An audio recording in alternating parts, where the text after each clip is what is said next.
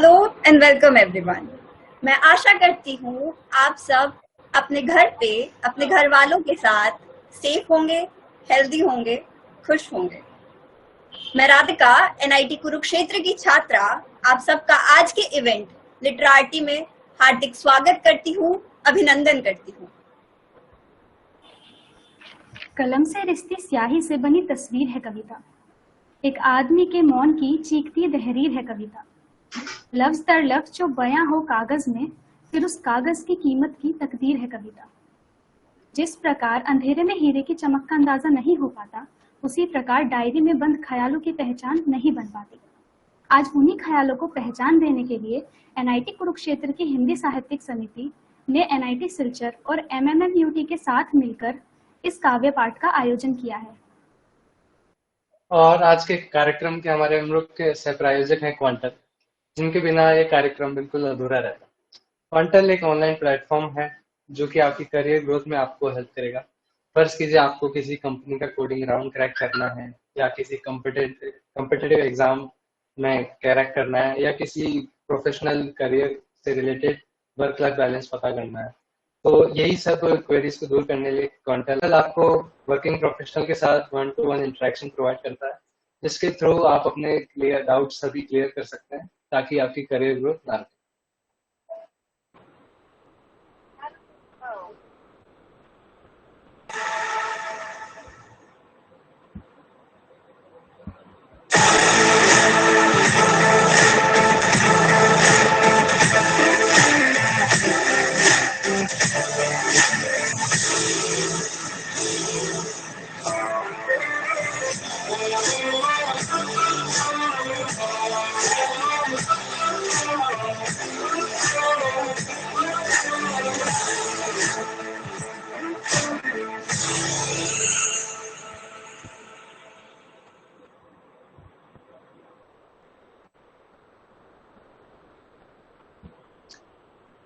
तो कार्यक्रम को आगे बढ़ाते हुए, और जैसा कि आप सभी जानते हैं, लिटरेटी जैसा भव्य कार्यक्रम बिना जजेस के मार्गदर्शन के अधूरा है।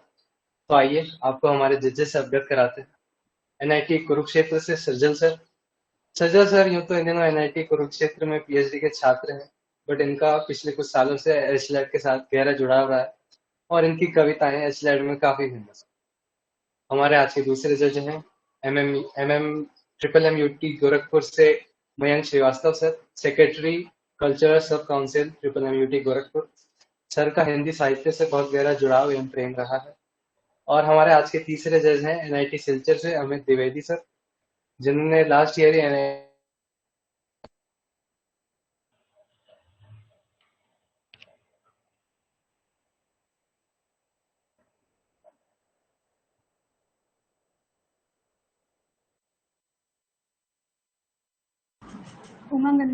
सॉरी हमारे दूसरे जज हैं एमएमयूटी गोरखपुर से Mayank Shrivastava sir, secretary cultural sub council MMUT Gorakhpur. Sir Hindi साहित्य से बहुत प्रेम एवं जुड़ाव रखते हैं। और हमारे आज के तीसरे गेस्ट हैं एनआईटी सिलचर से अमित द्विवेदी सर, जो कि लास्ट ईयर ही एनआईटी सिलचर से पास आउट हुए हैं और इनके चाहने वाले इन्हें कोडिंग जगत के गुरु एवं एनआईटी सिलचर के असली शायर के नाम से भी बुलाते हैं। तो मैं आप सभी से दरख्वास्त करूंगा कि हमारे जजेस के लिए जोरदार तालियां हो जाए एवं उनका स्वागत करें, क्योंकि आप और हम तो यहाँ श्रोता बन के कविताएं सुनने आए हैं या अपनी प्रस्तुति प्रेजेंट करने आए हैं, लेकिन हमारे जजेस के कंधों पर ही भार है हम आप सभी को मार्क्स देने का। तो इसी के साथ मैं इनका अभिनंदन करता हूँ।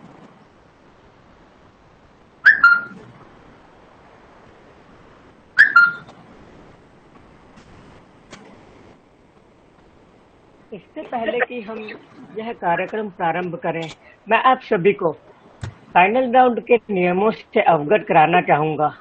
तो पहला नियम है, साहित्यिक चोरी तत्काल अयोग्यता की ओर ले जाएगी। दूसरा नियम, सस्वर पाठ के लिए 5 मिनट की समय सीमा होगी। समय सीमा से अधिक होने पर उसके अनुसार अंक काट लिए जाएंगे। तीसरा नियम, आपकी रचनाएं केवल हिंदी में ही होनी चाहिए। अंग्रेजी शब्दों के किसी भी प्रयोग से अंकों में कटौती होगी। चौथा नियम, असभ्य भाषा का प्रयोग नहीं किया जाना चाहिए और ऐसा करने पर प्रतियोगी को तुरंत अयोग्य घोषित किया जा सकता है। 5वां नियम, एंकर, जज और प्रतियोगियों के अलावा कोई भी अपना माइक ऑन नहीं करेगा। कहे जाने पर ही प्रतिभागी अपना माइक और वीडियो चालू करेंगे। 6वां और आखिरी नियम, निर्णायकों का निर्णय ही अंतिम निर्णय होगा।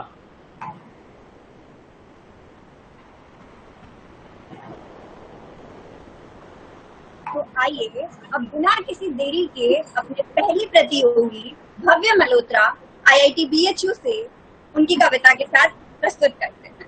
भव्य प्लीज अपना माइक एंड कैमरा ऑन कर लीजिए।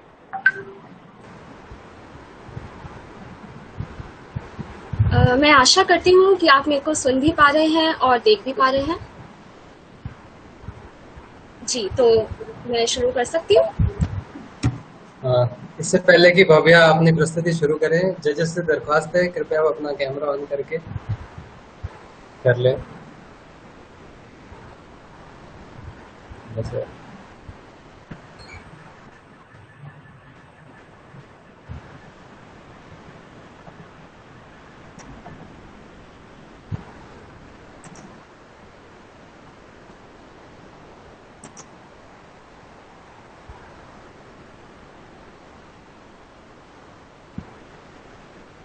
भव्या आप शुरू कर सकते हैं। जी, धन्यवाद।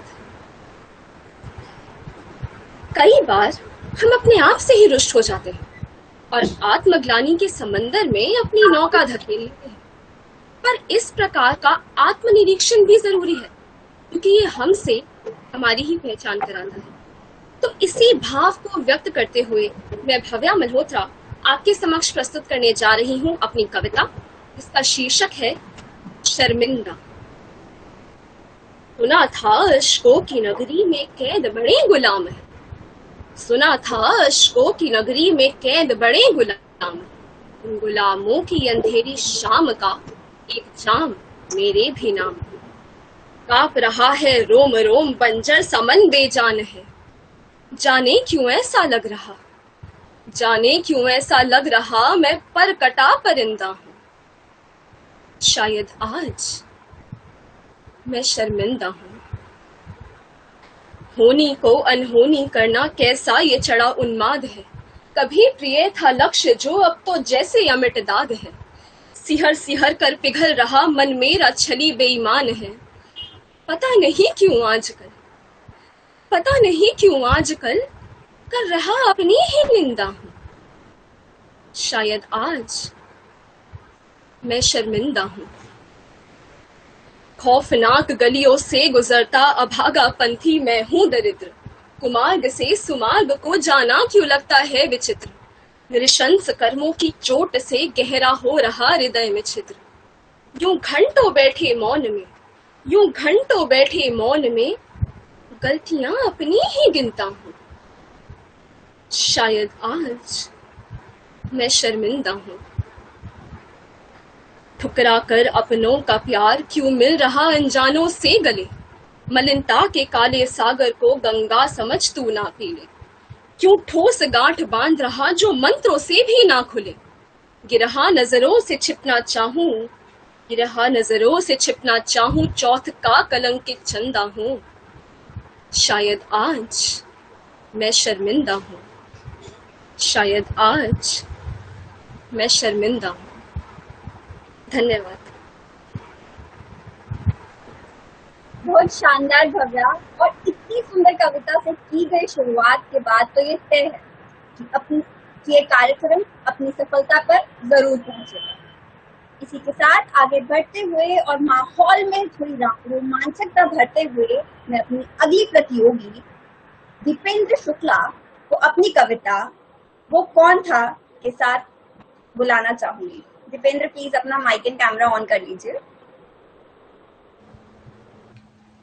Hello everyone, I am Deependra Shukla from NIT Kurukshetra. जैसा कि आप सभी को बताया कि मेरी पोइट्री का टॉपिक है वो कौन था। इसके टॉपिक से ही क्लियर है कि इसमें एक क्वेश्चन है और उस वो क्वेश्चन आप सभी के लिए है और उसका आंसर आप तभी दे पाएंगे जब आप खुद को इस पोइट्री से रिलेट करने की कोशिश करेंगे। मैं शुरू करना चाहूंगा। मैं सुबह काम के लिए निकल रहा था कि अचानक एक इंसान दिखा। पहले तो अनजान सा लगा वो, पर गौर किया तो कुछ जाना पहचाना सा लगा। उसकी हालत कुछ नासाज लग रही थी, नाउम्मीदियों की लकीरें उसके माथे पर साफ दिख रही थीं। उसकी आंखों के नीचे का कालापन मानो ये कह रहा था कि उसकी जिंदगी का अंधेरा उसकी खुशियों को निगल रहा था। ऐसी दर्द भरी हालत देखकर मुझसे रहा न गया। मैं सोच ही रहा था, पर कदमों ने उसकी तरफ बढ़ना शुरू कर दिया। मैं भी आगे बढ़ा और वो भी पास आ रहा था, पर उसकी आंखों का कालापन अब और गहरा रहा था। अकेलेपन के पिंजरे में उसकी खुशियों की चीख सुनकर मेरा सीना तो एकदम बैठा सा जा रहा था। वो जैसे जैसे मेरे पास आने लगा, उसको जानने की कोशिश मैं बढ़ाने लगा। एक जो धुंधली सी तस्वीर सामने आ रही थी, वो सच ना हो जाए कहीं, मैं घबराने लगा। उसकी तरफ बढ़ता हर एक कदम मानो सदियों का समय ले रहा था। जिस्म कह रहा था कि रोक लो इनको, पर पैरों पर अब कहां मेरा काबू रह गया था। पर अचानक से मैं रुक गया। उसने भी अपने कदम रोक लिए। कौन हो तुम, कौन हो तुम, रटता रहा मैं, पर एक बार भी उसने जवाब ना दिया। मेरी घबराहट अब और बढ़ने लगी। उसको जानने की चाहत अब सिर चढ़ने लगी। जोर से उसकी तरफ हाथ बढ़ाकर उसे छूने की कोशिश क्या की, ये क्या, उसकी माथे की लकीरें दरारों में बदल गईं। ये क्या, उसकी माथे की लकीरें दरारों में बदल गईं। एक जोर की आवाज आई और वो फर्श पर बिखर गया। मेरे हाथ भी खून से भर गए थे, जैसे उसका कातिल कोई और नहीं, मैं ही था, मैं ही था, मैं ही था। हाँ वो आईना था, हाँ वो आईना था, हाँ वो आईना था। मैं ही था जिसने खुशियों से ज्यादा रुपयों को अहमियत दी। मैं ही था जिसने अपनों से ज्यादा बंगलों को हैसियत दी। सब कुछ पाकर कुछ है ही नहीं, ये आज समझ आता है। पूरा बचपन बिता दिया जिस चीज की तलाश में, आखिर में ये दिल फिर से बचपन चाहता है। आखिर में ये दिल फिर से बचपन चाहता है। आप सभी से गुजारिश है कि अपने आईने में उस इंसान को कभी न दिखने देना। बेचने को कहे मुस्कुराहट अगर कोई, तो उसकी कभी ना कोई कीमत लेना। जिंदगी के किसी भी मोड़ पर पैसों से पहले अपनों और अपनी खुशियों को तवज्जो देना।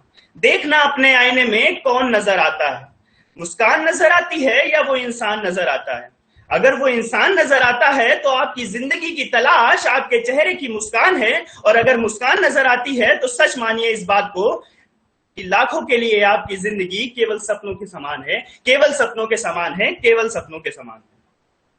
आप सभी से ये रिक्वेस्ट है कि आजकल की इस बिजी लाइफस्टाइल और डिप्रेशन भरी जिंदगी में खुद को मत भूलिए। मैं आज का ये कंपटीशन जीतूं ना जीतूं, पर अगर मेरी इस कविता से आपके चेहरे पर एक मुस्कान है तो मैं मानूंगा ये सबसे बड़ी जीत है।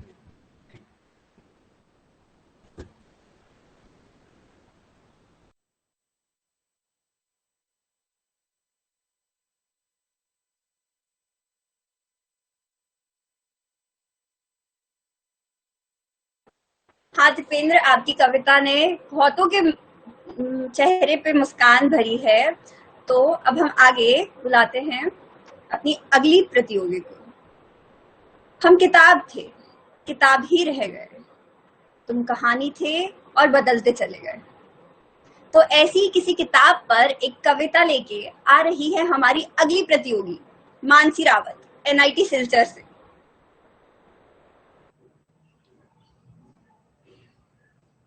मानसी प्लीज। नमस्कार सभी को। आशा करती हूँ कि मेरी आवाज सबको सुनाई दे रही है। ओके, तो जब हम किसी सफर की शुरुआत करते हैं तो एक खाली किताब के साथ शुरू करते हैं, और वो शुरुआत में ऐसा अजीब सा डर रहता है कि ये किताब कभी भर पाएगी या नहीं।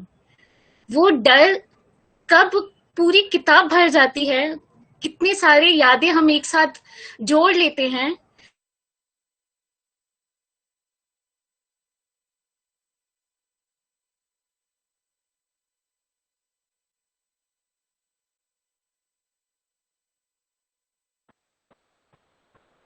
Mansi, I think you have network connectivity problem.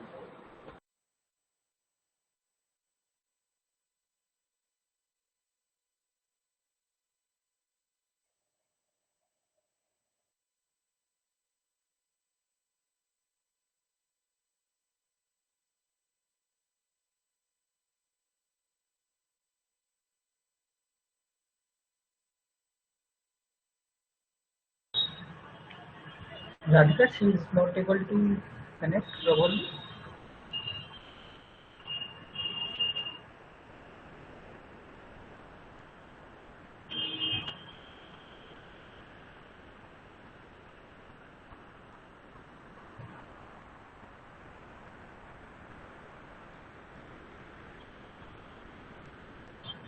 तो अब मैं हमारे अगले प्रतिभागी को बुलाना चाहूंगा। अब आ रही हैं हमारी अगली प्रतिभागी एनआईटी शिलचर से अफसाना यास्मीन।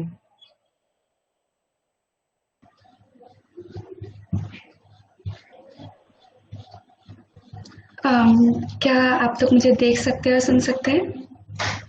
ओके। सो आज की जो मेरी कविता है वो जज्बातों पर है। जज्बात के बगैर न जिंदगी है और न जिंदगी के बगैर हम हैं, कुछ अधूरे, कुछ पूरे और कुछ यूं ही बसे हुए। तो कविता का शीर्षक है हाँ वही फितरत। हाँ, एक और चीज, ये कविता किसी असल कहानी के ऊपर आधारित नहीं है, बिल्कुल काल्पनिक है। हाँ वही फितरत, ना चाहते हुए भी तुम्हारी याद आंखों में अश्क की 2 बूंद आज भी ले आती है। नफरत नहीं करना चाहती तुमसे, मगर तुमसे ये जो प्यार का एहसास है केवल दर्द ही तो दे जाती है। चारों ओर देखो तो लोग प्रेम कहानी का रास रचा रहे हैं और यहाँ मैं अपने अधूरे किस्से की खात्मा पर बंजारे से मुस्कुराए जा रही हूँ। सपने तो 1000 सजाए थे हमने साथ में, देखो ना पल भर में सब ओझल से हो गए। चाहती हूँ कि एक बार फिर तुम्हारा हाथ पकड़ लूं, तब तक थामी रहूं जब तक तुम्हारे ये गुस्सा भाग ना जाए, ये नाराजगी छू मंतर ना हो जाए। तुमने कहा कि मेरी फितरत बदल गई। हाँ वही फितरत जिसने तुम्हारे सामने बिना किसी छलावे के अपना हर सच बोल दिया। हाँ वही फितरत जिसने तुम्हें पाने के लिए खुद को ना जाने क्या से क्या बना दिया। हाँ वही फितरत जो तुमको सर दर्द लगने लगी थी, वही फितरत जो हर झगड़े हर नाराजगी में भी तुम्हारी प्यार की चाहत करती थी। सूरत नहीं सीरत नहीं, बस तुम्हारी चाहत थी, सिर्फ तुम्हारी ही चाहत थी। शुक्रिया।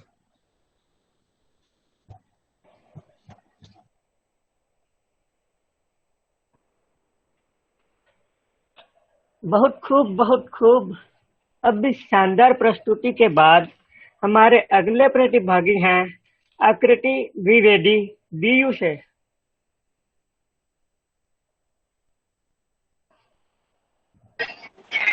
It's Akriti Trivedi and I'm from Awadh Girls College, actually not from BU. I guess you're mistaken. So, can I start? Okay. Yeah, तो sure. तो मैं अपनी कविता की शुरुआत अपने एक छोटे से परिचय के साथ करती हूँ कि नाम आकृति और शब्दों को आकृति देने का शौक रखती हूँ। यहाँ उपस्थित सभी गणों का अपना नमस्कार करती हूँ। चलिए, तो मेरी कविता का शीर्षक है आंचल।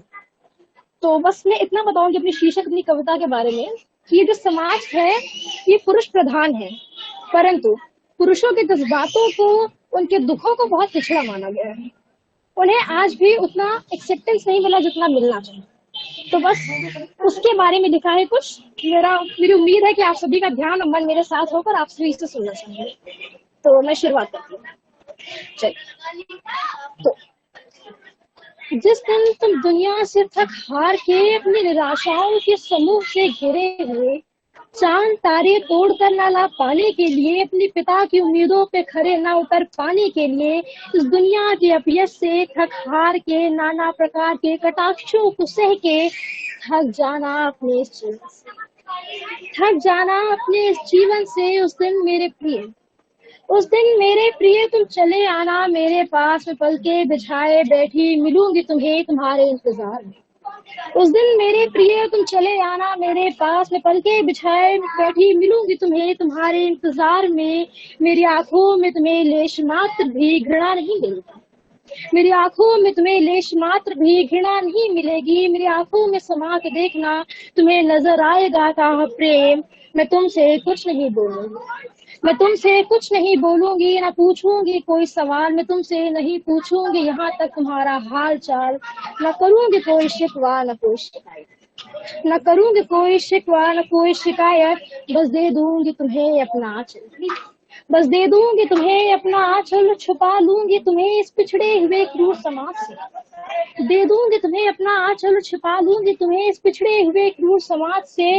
मैं कह दूंगी तुमसे कि भूल जाओ तुम, मैं कह दूंगी तुमसे कि भूल जाओ तुम हर एक भय हर एक पीड़ा, मैं कह दूंगी तुमसे कि भूल जाओ तुम हर एक भय हर एक पीड़ा को, मैं कहूंगी तुमसे चीखने को, मैं कहूंगी तुमसे खुल के रोने को, मैं कहूंगी तुमसे चीखने को, मैं कहूंगी तुमसे खुल के रोने को, मैं कहूंगी तुमसे कि खोल दो अपने भीतर के सारे राज, मैं कहूंगी तुमसे कि खोल दो अपने भीतर के सारे राज, और फिर मैं दे दूंगी तुम्हें अपना कंधा, और फिर दे दूंगी मैं तुम्हें अपना कंधा विश्राम के लिए, नहीं छेड़ूंगी कोई धुन ना कहूंगी फिर एक शब्द, मैं दे दूंगी तुम्हें अपना कंधा विश्राम के लिए, नहीं छेड़ूंगी कोई धुन ना कहूंगी फिर एक शब्द, बस सुनते सुनते तुम्हारे हर एक भय तुम्हारे हर एक राज को, बस सुनते सुनते तुम्हारे हर एक भय हर एक राज को, गठियाती जाऊंगी उन्हें, गठियाती जाऊंगी उन्हें, करती रहूंगी सुभीत अपने इसी आंचल, गठियाती जाऊंगी उसे करती रहूंगी सुभीत अपने इसी आंचल में, जिसमें छिपा लिया है मैंने तुम्हें समाज से, जिसमें छिपा लिया है मैंने तुम्हें इस समाज से, और फिर एक एक करके सहेजती जाऊंगी तुम्हारी आंखों के प्रवाह से बहते मेरे जीवन यापन का सहारा वे पेश कीमती मोती, और फिर सहेजती जाऊंगी तुम्हारी आंखों के प्रवाह से बहते मेरे जीवन यापन का सहारा वे पेश कीमती मोती, इन्हें भी सहेज लूंगी इसी आंचल में, इन्हें भी सहेज लूंगी इसी आंचल में, कि कहीं भाव बन विलुप्त ना हो जाए मोती, कि कहीं भाव बन विलुप्त ना हो जाए मोती, मैं एक एक करके सहेजती रहूंगी, मैं एक एक करके सहेजती रहूंगी तुम्हारी हर एक धरोहर को, और कर दूंगी नाम तुम्हारी हर एक धरोहर के, अपने ये मैला सा पर तुम्हारी महक से सींचा हुआ ये आंचल, ये मैला सा पर तुम्हारी महक से सींचा हुआ ये आंचल, फिर जब सब कह के तुम थक जाओ, और फिर जब सब थक कहेगी तुम थक जाओगे, जब सब कहकर तुम थक जाओगे, तब भर लूंगी मैं तुम्हें तुम्हारे इंतजार में सुनने पड़े अपने इस आलिंगन, और भर लूंगी मैं तुम्हें तुम्हारे इंतजार में सुनने पड़े अपने इस आलिंगन में, और फिर हो जाऊंगी तैयार, और फिर हो जाऊंगी तैयार तुम्हें करने के लिए विदा, और फिर हो जाऊंगी तैयार तुम्हें करने के लिए विदा इसी आंचल से, हो जाऊंगी तैयार तुम्हें करने के लिए विदा इसी आंचल से, और दूंगी तुम्हें निमंत्रण, और दूंगी तुम्हें निमंत्रण फिर इसी आंचल में लौट आने का, और दूंगी तुम्हें निमंत्रण फिर इसी आंचल में लौट आने का, फिर कभी जब थक जाना, फिर कभी जब थक जाना अपने सपन जीवन से, मैं मिलूंगी तुम्हें यूं ही तुम्हारे इंतजार में, मैं मिलूंगी तुम्हें यूं ही तुम्हारे इंतजार में, पल के बिछाए आंखों में ताह प्रेम लिए, मैं मिलूंगी तुम्हें तुम्हारे इंतजार में, पल के बिछाए आंखों में ताह प्रेम लिए, तुम्हारी यादों के सहारे संभालते हुए अपना ये मैला पर तुम्हारी धरोहरों की गहरी गंध से लबरेज, अपना ये आंचल अपना ये आंचल।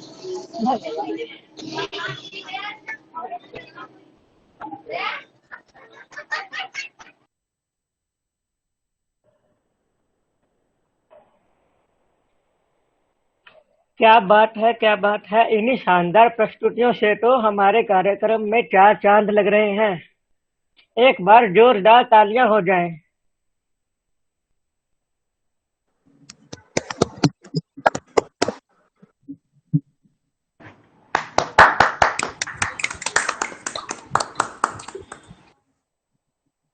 स्टूडेंट हैं साइंस के और शायराना मिजाज है, स्टूडेंट हैं साइंस के और शायराना मिजाज है, हर शायरी पे इनकी लोग कहते हैं क्या बात है, वाह वाह क्या बात है। तो इस शायराने मिजाज में साइंस पर कुछ पंक्तियां प्रस्तुत करते हुए बुलाते हैं एनआईटी वारंगल से फातिमा को। हेलो एवरीवन, आवाज आ रही है? Yes yes, Audible Audible. So today I'm going to talk about something I wrote about JEE preparation, and here it goes.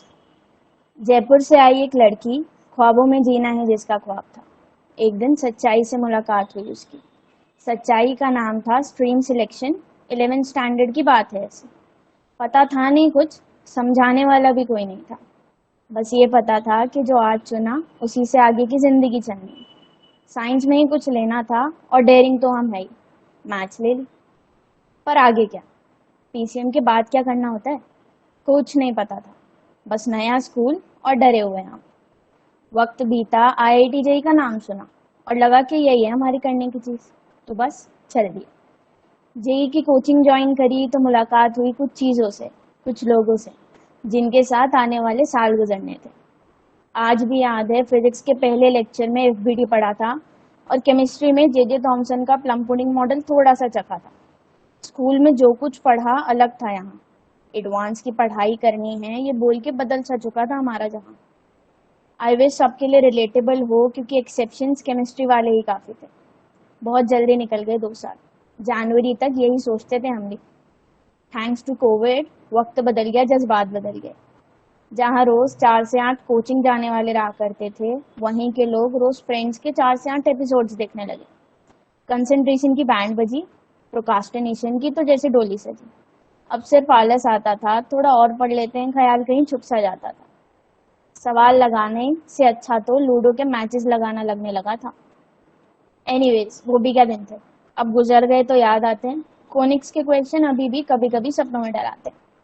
Postpone के हैशटैग्स भी लगाए, पोखरियाल सर को मैसेजेस भी घोंपाए, पर इवेंचुअली एग्जाम्स भी हो गए, काउंसलिंग भी निपट चुकी, कॉलेज भी मिल चुका और पढ़ाई भी शुरू हो चुकी। बस वो जयपुर वाली लड़की है ना, अभी भी जयपुर में ही है। रोजाना सुबह बहुत मुश्किल से आँख खुलती है उसकी। अब दिन भर लैपटॉप के सामने बैठना आसान नहीं ना, क्या करें। ख्वाब अभी भी देखती है वो, एक दिन पूरे भी करेंगे। कॉलेज खुलवा दो बस, तब तक hang right there. Thank you so much. बहुत खूब, बहुत खूब। मुझे लगता नहीं है मेरे पास इनफ शब्द हैं जो कि इसकी प्रशंसा कर सके। कमेंट्स ही काफी हैं। आई गेस सभी रिलेट कर पाएंगे, हम सभी साइंस के स्टूडेंट्स हैं। शायद ही काफी कम जनों ने अपनी पसंद से 11th में साइंस में ली हो। कई जनों ने या तो पीयर प्रेशर से ली होती है या भाई वो दोस्त ले रहा है, चलो मैं भी ले लेता हूँ। तो काफी रिलेट कर पाए हम, और हम जरूर कहेंगे कि जयपुर वाली लड़की को जरूर ख्वाब देखते रहने चाहिए और आपके कॉलेज भी जल्दी खुलेंगे। Thank you so much. अब मैं मानसी रावत से रिक्वेस्ट करूंगा, आपका नेटवर्क इशू हो गया था, अगर अभी नेटवर्क में कोई प्रॉब्लम नहीं है तो आप अभी प्रेजेंट कर सकते हैं, और मैं जजेस को रिक्वेस्ट करूंगा उनकी परफॉर्मेंस को एक बार कंसिडर किया जाए। मानसी, आप अवेलेबल हैं क्या? हाँ हाँ हाँ, मेरी आवाज आ रही है? हाँ मानसी, आप कैमरा ऑन कर लीजिए। मैं माफी चाहूंगी, थोड़ी नेटवर्क इश्यूज हो गई थी। I am really sorry. Okay, please start कीजिए। तो हमें कोई भी सफर शुरू करते हैं तो हम एक खुली किताब के साथ शुरू करते हैं। फिर हम सफर में डर जाते हैं कि इस किताब को भरा कैसे जाए, इतनी सारी खाली पन्ने, इन्हें भरा कैसे जाएगा। पर सफर जैसे जैसे चलता जाता है, यादें बनती जाती हैं, तो पता ही नहीं चलता कब आखिरी पन्ने पर पहुंच गए हम। और उस आखिरी पन्ने को भरने का दर्द सबसे ज्यादा होता है, क्योंकि फिर हमें सबको अलविदा कहना होता है। तो इसी भावनाओं के साथ मैंने एक कविता लिखी है, सफरनामा। तो मैं वही प्रस्तुत करना चाहूंगी। आज जब इस आखिरी पन्ने को भरने का समय आया तो लगा कल ही तो डर रहे थे, इसे भरा कैसे जाए।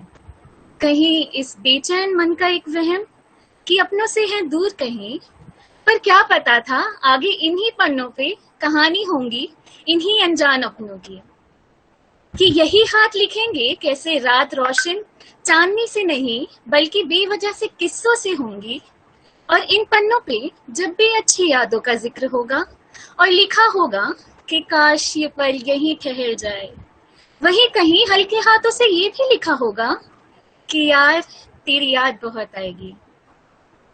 थोड़ी मुश्किल होगी तेरी चुटकुले सुन फिर हंसने में, या हर मुसीबत में तुझे देख कहने में ये कुछ भी नहीं, इसे देख लेंगे। इस किताब के कुछ किरदार शायद आज इसी के बन के रह जाएंगे, पर हर किरदार मेरी कहानी का एक सुनहरा हिस्सा रहेगा। एक आखिरी दफा आप फिर संज्ञात करें इन्हीं पल को कि इस आखिरी पन्ने संग फिर हम कहें अलविदा। धन्यवाद। बहुत खूब मानसी, बहुत खूब। मैं जजेस से रिक्वेस्ट करूंगा, मानसी थर्ड पार्टिसिपेंट थी, बीच में इनका नेटवर्क इशू हो गया था, तो इनके आप कंसिडर करें इनकी परफॉर्मेंस को। और इस कार्यक्रम की शोभा को आगे बढ़ाते हुए मैं अगले पार्टिसिपेंट प्रिया पाल को बुलाना चाहूंगा। उनकी प्रस्तुति किसे पता था फूल यूं मुरझाएगा के साथ। तो प्रिया पाल, हेलो।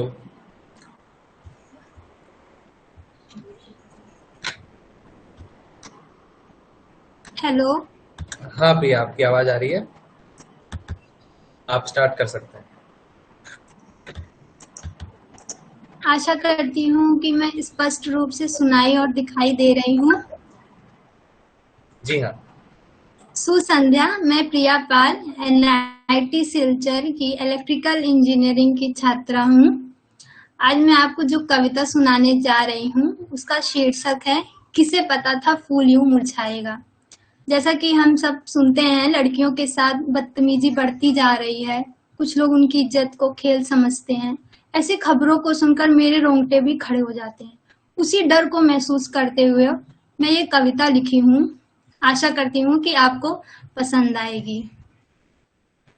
बड़े नाजों से पाला था उसे, बड़े नाजों से पाला था उसे, कभी रानी कभी गुड़िया पुकारा था उसे। भविष्य में कभी राह से भटके ना, कुछ यूं जीवन के मूल्यों से अवगत कराया था उसे। आगे की पंक्तियों में लड़कियों के बचपन का वर्णन कर रही हूँ, किस तरह समाज घर में ही रखने देना चाह रहा है उन्हें, और पर लड़कियों के पिता चाह रहे हैं कि उनकी बेटियां ऊंचाइयों की हर बुलंदियों को छुएं। बचपन से ही संघर्ष करती रही, बचपन से ही संघर्ष करती रही, समाज के बेबुनियाद कथन सुनती रही। लड़की है पढ़ लिख कर क्या करेगी, लड़की है पढ़ लिख कर क्या करेगी, पराए घर जाना है काम काज सीखे। पर समाज को अनसुना कर लड़कों की तरह उड़ना सिखाया था उसे। क्या पता था फूल खिलते ही निर्दयता से तोड़ा जाएगा, क्या पता था फूल खिलते ही निर्दयता से तोड़ा जाएगा। उसके हंसते खेलते जीवन को कोई अजनबी नर्क बना जाएगा। जब उस निर्दोष लड़की के साथ इतना गलत हुआ होगा तो वह कितने दर्द में रही होगी, यह मैं आगे बता रही हूँ। वो चीखी भी होगी चिल्लाई भी होगी, वो चीखी भी होगी चिल्लाई भी होगी, रोम रोम से माली को गुहार लगाई भी होगी। इंसान नहीं हैवान है वो, हाँ इंसान नहीं हैवान है वो, परियों की इज्जत से खेलने वाले समाज पर कलंक है वो। पिता जिनके इतने बड़े बड़े सपने थे कि उनकी बेटी बुलंदियों को छुएगी, अब वह क्या सोच रहे हैं। आज माली बगिया में आना नहीं चाह रहा, आज माली बगिया में आना नहीं चाह रहा, अपने मुरझे फूल को वह नहीं देख पा रहा। किसे पता था, किसे पता था नाजों से पली पल में बिखर जाएगी, एक लड़की होने की कीमत यूं चुकाएगी, एक लड़की होने की कीमत यूं चुकाएगी। धन्यवाद। बहुत खूब प्रिया, आपने काफी डीप और इंटेंस टॉपिक से काफी अच्छे थॉट प्रेजेंट करे अपने। बिल्कुल सही है, वो किसी भी हद से किसी भी तरह से इंसान नहीं है जो इस तरह के कार्य करे, हैवान है वो। और इसी के साथ मैं आगे कार्यक्रम को आगे बढ़ाते हुए NIT कुरुक्षेत्र से दीपांशु को बुलाना चाहूंगा, जो अपनी एक गजल प्रस्तुत करना चाहेंगे, अकेलापन। तो दीपांशु अपना कैमरा और माइक ऑन कर लीजिए। सभी को नमस्कार, मेरा नाम दीपांशु भारद्वाज, मैं NIT कुरुक्षेत्र का छात्र हूँ और मेरी जो आज की ये कविता है यह अकेलेपन के ऊपर है। जैसा कि आप सभी जानते हैं कि बचपन एक ऐसा दौर होता है जहां आप सीखते हैं, और बचपन या बचपना कहूं तो इसकी कोई उम्र नहीं होती, और इस उम्र के चलते हम नए नए काम करते हैं, गलतियां करते हैं, कभी दिल टूटता है तो कभी किसी अच्छे दोस्त से यारी, फिर आप चाहें या ना चाहें अकेलापन तो आ ही जाता है। थोड़ी प्रेरणादायक सी कविता है, मेरे अकेलेपन की सफर की। ध्यान से सुनिएगा कि बचपन से आज तक कांटों पे चला हूं, बचपन से आज तक कांटों पे चला हूं, उन कांटों को फूल बना के आज यहां खड़ा हूं। कोई साथ है या नहीं अब फर्क नहीं पड़ता, अकेलेपन को सीढ़ी बना के इतनी ऊपर चढ़ा। जो हासिल हुआ वो शब्दों में बयां नहीं किया जा सकता, जो शब्दों में बयां नहीं किया जा सकता, और जो खोया उसकी कीमत को आंसुओं से चुकाया नहीं जा सकता। सच है ये जीवन का, बिना दर्द सहे मुस्कुराया नहीं जा सकता। अगर होता मंजिल को पाना आसान, अगर होता मंजिल को पाना आसान, तो किसी की आंखों तले काले घेरे नहीं होते, बैठे बैठे रात नहीं होती और बैठे बैठे सवेरे नहीं होते। साथ ही जिंदगी में जिंदा रहना भी आसान नहीं। अगर होता से रोके नहीं, कोई गरीबी का मजाक था गलियों में अकेले तो। में कुछ लोग सोचते हैं कि वो मुझसे किनारा मुझे कमजोर कर देते हैं।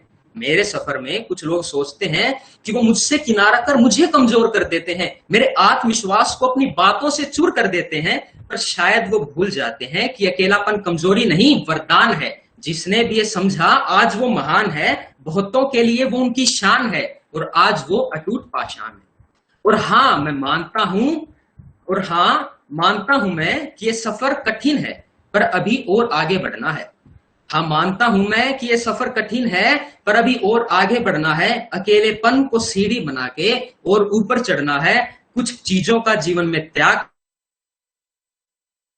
हल्की सी मुस्कान लेके चलना है, और सफलता होती है आखिर कैसी, उसका स्वाद चखना है। मुझसे पूछते हैं वो कितना कैसे मुस्कुरा लेते हो, मुझसे पूछते हैं वो कितना कैसे मुस्कुरा लेते हो, अपनी छोटी छोटी बातों से सबको कैसे हंसा लेते हो।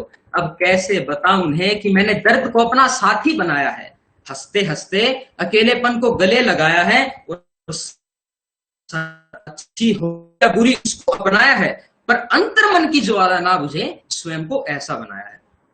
अब तो उन लोगों से मेरा यही है कहना कि अगर आप रहोगे साथ मेरे तो हर पल में अलंकार लगा देंगे, कि अगर आप रहोगे साथ मेरे तो हर पल में अलंकार लगा देंगे, नहीं तो आगे बढ़ने की आग में एक मशाल और जला देंगे। रुक जाए हम ऐसा चरित्र नहीं, रुक जाए हम ऐसा चरित्र नहीं, अब ज्वाला भरी है मन में तमिस्तर नहीं, बहते पावन पवन में पत्र की तरह, और जिंदगी में अकेलापन रुलाए वो नक्षत्र नहीं, वो नक्षत्र नहीं। धन्यवाद।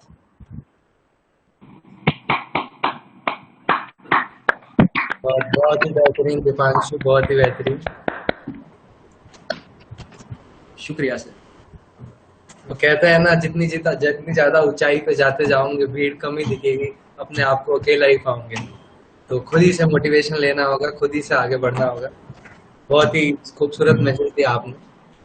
इसी के साथ अब हम आगे बढ़ते हैं, और इनको असल इल्म है कुछ किताबों से यारी है, इनको असल इल्म है कुछ किताबों से यारी है, खामोश रहकर इन्होंने पूरी जिंदगी गुजारी है।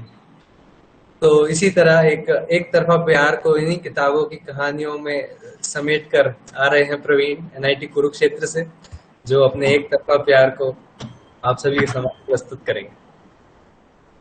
मेरी आवाज आ रही है? जी प्रवीण, आपकी आवाज आ रही है। नमस्कार, सत श्री अकाल, आदाब। मैं प्रवीण कुमार, राष्ट्रीय प्रौद्योगिकी संस्थान में द्वितीय वर्ष का छात्र। आज आप सबके सामने कुछ गजलें, कुछ नज़में और एक कविता भी प्रस्तुत करूंगा। उमन, मैं आपकी सहायता चाहूंगा काव्य पाठ के बीच में। मैं आपकी सहायता चाहूंगा काव्य पाठ के बीच में। हाँ जी, बोलिए। काव्य पाठ के बीच में साथ साथ मैं शुरुआत करता हूं अपनी पहली गजल से कि किसको कहें अब सबसे करीब हमारे, हमारे ही नहीं जब करीब हमारे। किसको कहें अब सबसे करीब हमारे, हमारे ही नहीं जब करीब हमारे। लिख के लेना था हमें अब्रों से मसावात का वादा। अब्र होते हैं बादल। लिख के लेना था हमें अब्रों से मसावात का वादा। इसे मालूम था इस कदर तरसेंगे जमीन हमारे। और शेर है कि कैसे किसी को इतना चाहने के बाद भी उन्हें हमसे मोहब्बत नहीं, कैसे किसी को इतना चाहने के बाद भी उन्हें हमसे मोहब्बत नहीं। न जाने कौन सी किताब में अधूरे पड़े हैं नसीब हमारे। अगली गजल। अगली गजल शुरू करता हूँ कि उस शख्स को हमने कभी हमारा नहीं देखा, उस शख्स को हमने कभी हमारा नहीं देखा, देखा भी तो फिर सारे का सारा नहीं देखा। देख ली जन्नत तक हमने, देख ली जन्नत तक हमने, पर उससे खूबसूरत कोई नजारा नहीं देखा। और वो कैसे कह सकता है कि खुश रहना मेरे बिना, वो कैसे कह सकता है कि खुश रहना मेरे बिना। हमने पेड़ों के बिना परिंदों का गुजारा नहीं देखा। न जाने क्या जादू है तेरे इन गाँव की गलियों में, न जाने क्या जादू है तेरे इन गाँव की गलियों में। हमने खुद को इस कदर कभी आवारा नहीं देखा। वाह वाह वाह वाह, आवारा नहीं देखा, वाह। बहुत बहुत शुक्रिया। आगे 4 पंक्तियां सुनाना चाहूंगा कि मैं उसे गले लगाने के लिए बदन महका रहा था, मैं उसे गले लगाने के लिए बदन महका रहा था। वो दरिया ही कुछ ऐसा था जो हवा के साथ बहता जा रहा था। मैं उसे गले लगाने के लिए बदन महका रहा था, वो दरिया ही कुछ ऐसा था जो हवा के साथ बहता जा रहा था। और शायद शायद शायद उन्हें भी दूर ही जाना होगा हमसे, शायद उन्हें भी दूर ही जाना होगा हमसे, इसीलिए वो कुछ दिनों से मेरा फोन नहीं उठा रहा था। वाह वाह वाह वाह। और आगे की 4 पंक्तियां प्रस्तुत करता हूं कि मेला उजड़ जाता है दुकानें बचती हैं, मेला उजड़ जाता है दुकानें बचती हैं, हम सफर चले जाते हैं फिर दुकानें बचती हैं। मेला उजड़ जाता है दुकानें बचती हैं, हम सफर चले जाते हैं थकाने बचती है। और कहने को तो दोस्त बहुत है मेरे पास, फिर भी तन्हा रहता हूँ। कहने को तो दोस्त बहुत है मेरे पास, फिर भी तन्हा रहता हूँ। ये लड़की कैसी है जो बात समझ जाती है पर जज्बात नहीं समझती है। वाह वाह वाह वाह। और आखिर में एक कविता सुनाना चाहूंगा कि ऐसे हमने इजहार किया तो उनका जवाब आया कि तुम ठीक हो ना। तो डेली ऐसे पूछते थे कि तुम ठीक हो, तो मैं उसी पे एक कविता सुनाता हूँ कि हर रोज हर बार यही सवाल पूछते हैं, वो हमसे हमारा हाल पूछते हैं। हर रोज हर बार यही सवाल पूछते हैं, वो हमसे हमारा हाल पूछते हैं। उसे देखूं तो सांस थम जाती है, उसे देखूं तो सांस थम जाती है। कुछ कहने की सोचूं तो चेहरे पे खामोशी छा जाती है, उसे देखूं तो सांस थम जाती है। कुछ कहने की सोचूं तो चेहरे पे खामोशी छा जाती है। कब तक दिल की बात दिल में रखोगे, कब तक दिल की बात दिल में रखोगे, ये उसकी जुल्फों के बाल पूछते हैं और वो हमसे हमारा हाल पूछते हैं। वाह वाह। कैसे बताएं अब उनके बिना रहा नहीं जाता, कैसे बताएं कि अब उनके बिना रहा नहीं जाता। उनका ख्याल इस कदर छप गया है कि अब जहन से नहीं जाता। कैसे बताएं कि उनके बिना अब रहा नहीं जाता, उनका ख्याल इस कदर दिल में छप गया है कि जहन से नहीं जाता। कब तक जागोगे ये आसमां के सितारे पूछते हैं, कब तक जागोगे ये आसमां के सितारे पूछते हैं और वो हमसे हमारा हाल पूछते हैं। और आखिरी एक शेर के साथ मैं समाप्ति की ओर बढ़ता हूँ कि कैसे करें वफा की उम्मीद तुमसे, कैसे करें वफा की उम्मीद तुमसे, तुम तो गर्मियों में चाय तक छोड़ देते हो। बहुत बहुत धन्यवाद। बहुत बहुत बहुत खूब प्रवीण, लगता है सारे एक तरफा आशिकों की बातें आपने अपनी कविता में ही लिख दी हैं। तो अब इस कार्यक्रम को आगे बढ़ाते हुए हम अपने अगले प्रतिभागी को बुलाते हैं, जिनका नाम है सार्थक देव, जो दिल्ली विश्वविद्यालय से अपनी एक कविता हमारे सामने प्रस्तुत करने जा रहे हैं, जिसका नाम है एक ख्वाब। सार्थक।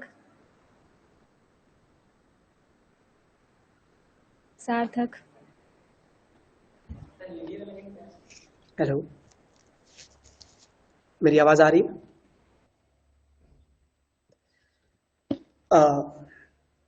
इस बात को शुरू करने से पहले, अपनी कविता का पाठन करने से पहले, मैं सबसे उम्मीद करता हूं कि मेरी बातों या लफ्जों को सुना जाए इस कान से कि वो अंदर तक जाए जरूर। अगर फर्क नहीं पड़ता तो वो अलग बात है, मगर कोशिश रहेगी। आप बंद आंखों से महसूस करने की कोशिश कीजिएगा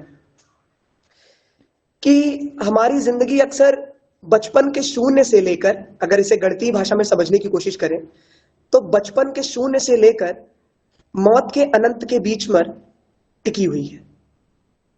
मेरी कविता है कि हमारी जिंदगी की शुरुआत कैसे होती है और मौत कब आ जाती है, और कब इन समाज के दायरों के अंदर इंसान संकुचित त्योहारों में जूझता रह जाता है। यही कविता का अंत है और यही शुरुआत भी रहेगी कि आओ एक ख्वाब दिखाता हूं। उजालों सा बचपन फिर बेहिसाब खालीपन। अरे डरो मत, शुरुआत है, चलो ना, अंधेरों का बिस्तर आसमान बिछाता हूं। ना समझी नादानी ये बात पुरानी, ये बॉल मेरी बैट तेरा से शुरू, जमीन की लकीरों की बटने की कहानी। कैसी इंसानों की खुदगर्जी, चलो एक राज बताता हूं।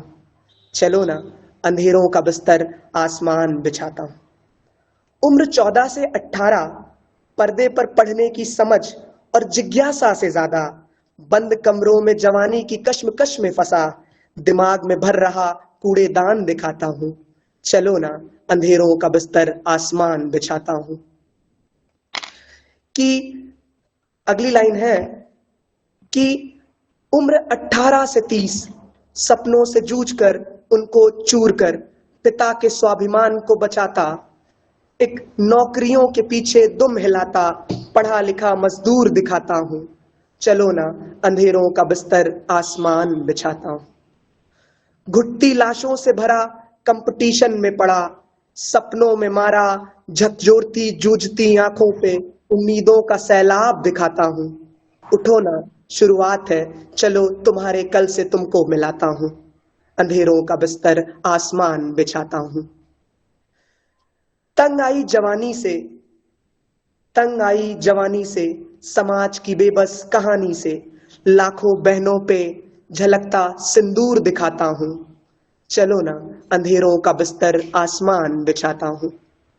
उम्र 30 से 50, किलकारी के ख्वाब से दबता अपना ख्वाब, माँ बाप बनने के साथ सब गुजरा भूल जाता हूं। चलो ना, अंधेरों का बिस्तर आसमान बिछाता हूं।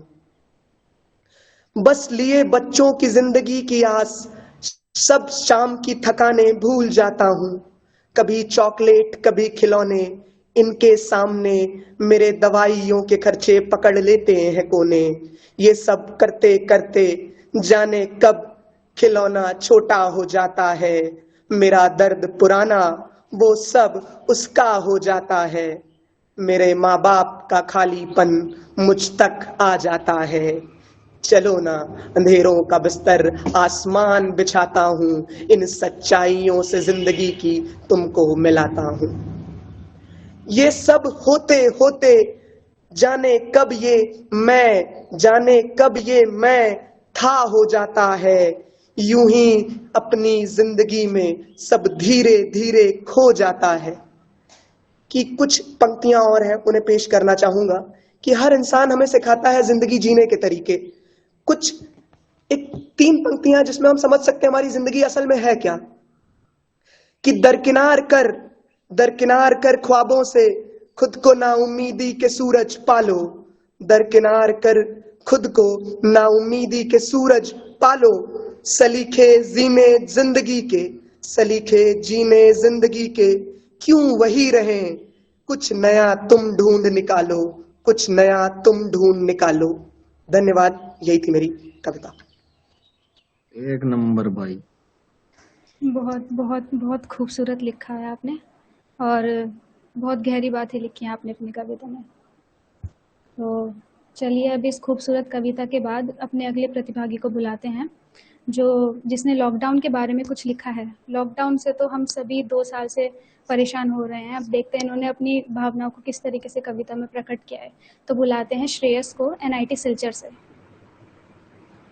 पारुल, इससे पहले मेरे को लास्ट वाले कंटेस्टेंट का नाम बता दो एक बारी। सार्थक।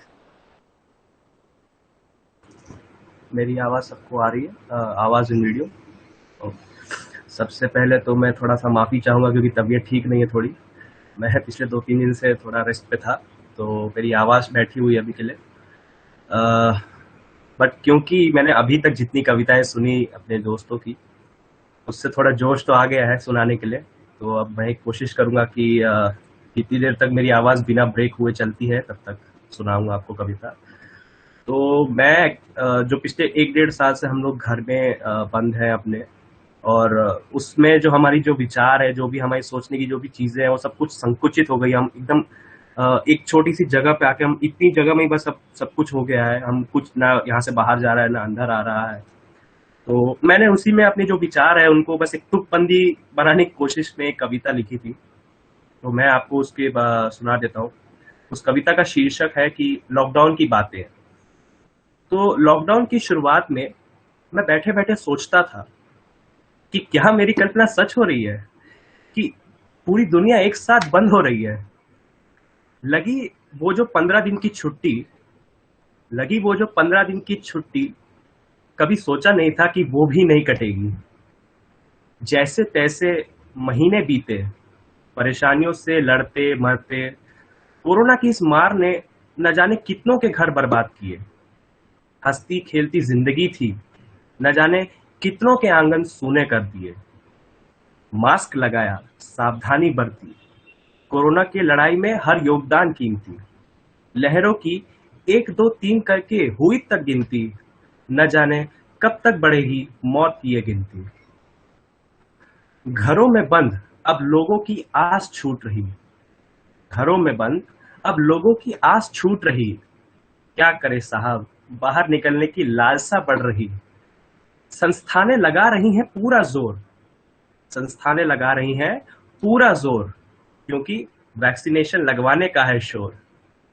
भ्रम में फंसकर न करे कोई ढिलाई, क्योंकि सतर्कता से रहने में ही है हम सबकी भलाई। अब चूंकि मैं लॉकडाउन में हम सभी ने सोशल मीडिया का काफी इस्तेमाल किया है, तो मैंने खासकर मीम सबसे ज्यादा देखे हैं। तो उसी पे मैं एक पंक्ति आपको सुना देता हूँ कि सोशल मीडिया के मीम्स इतने देखे कि न्यूज पर कोई बुरी खबर देखकर जेठा भाई का वो अरे बंद कर सुनाई देता है। और हर सुबह जब मैं उठता हूँ तो यही सोचता हूँ, आपसे बेहतर उम्मीद करता हूँ। न जाने कब आएगा वो दिन जब हम सब मिलकर एक कहेंगे, अभी मजा आएगा ना बिड़ू। तो अंत में जाने से पहले मैं बस यही कहूंगा कि मैं कभी तो नहीं, मगर जब से छुट्टियां लगी मैंने लिखा और गाया, कविताएं लिखनी आ गई। धन्यवाद। इसी के साथ बहुत ही खूबसूरत कविता थी आपकी और आवाज भी काफी मधुर थी।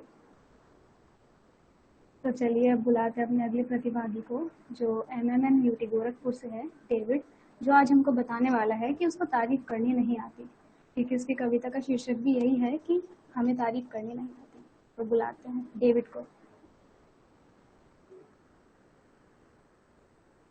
डेविड,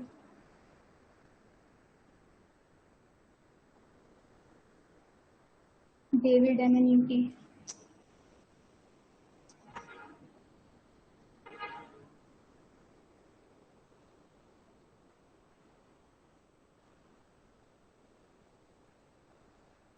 शायद डेविड अभी नहीं है यहाँ पे, तो उसको बाद में बुलाते हैं।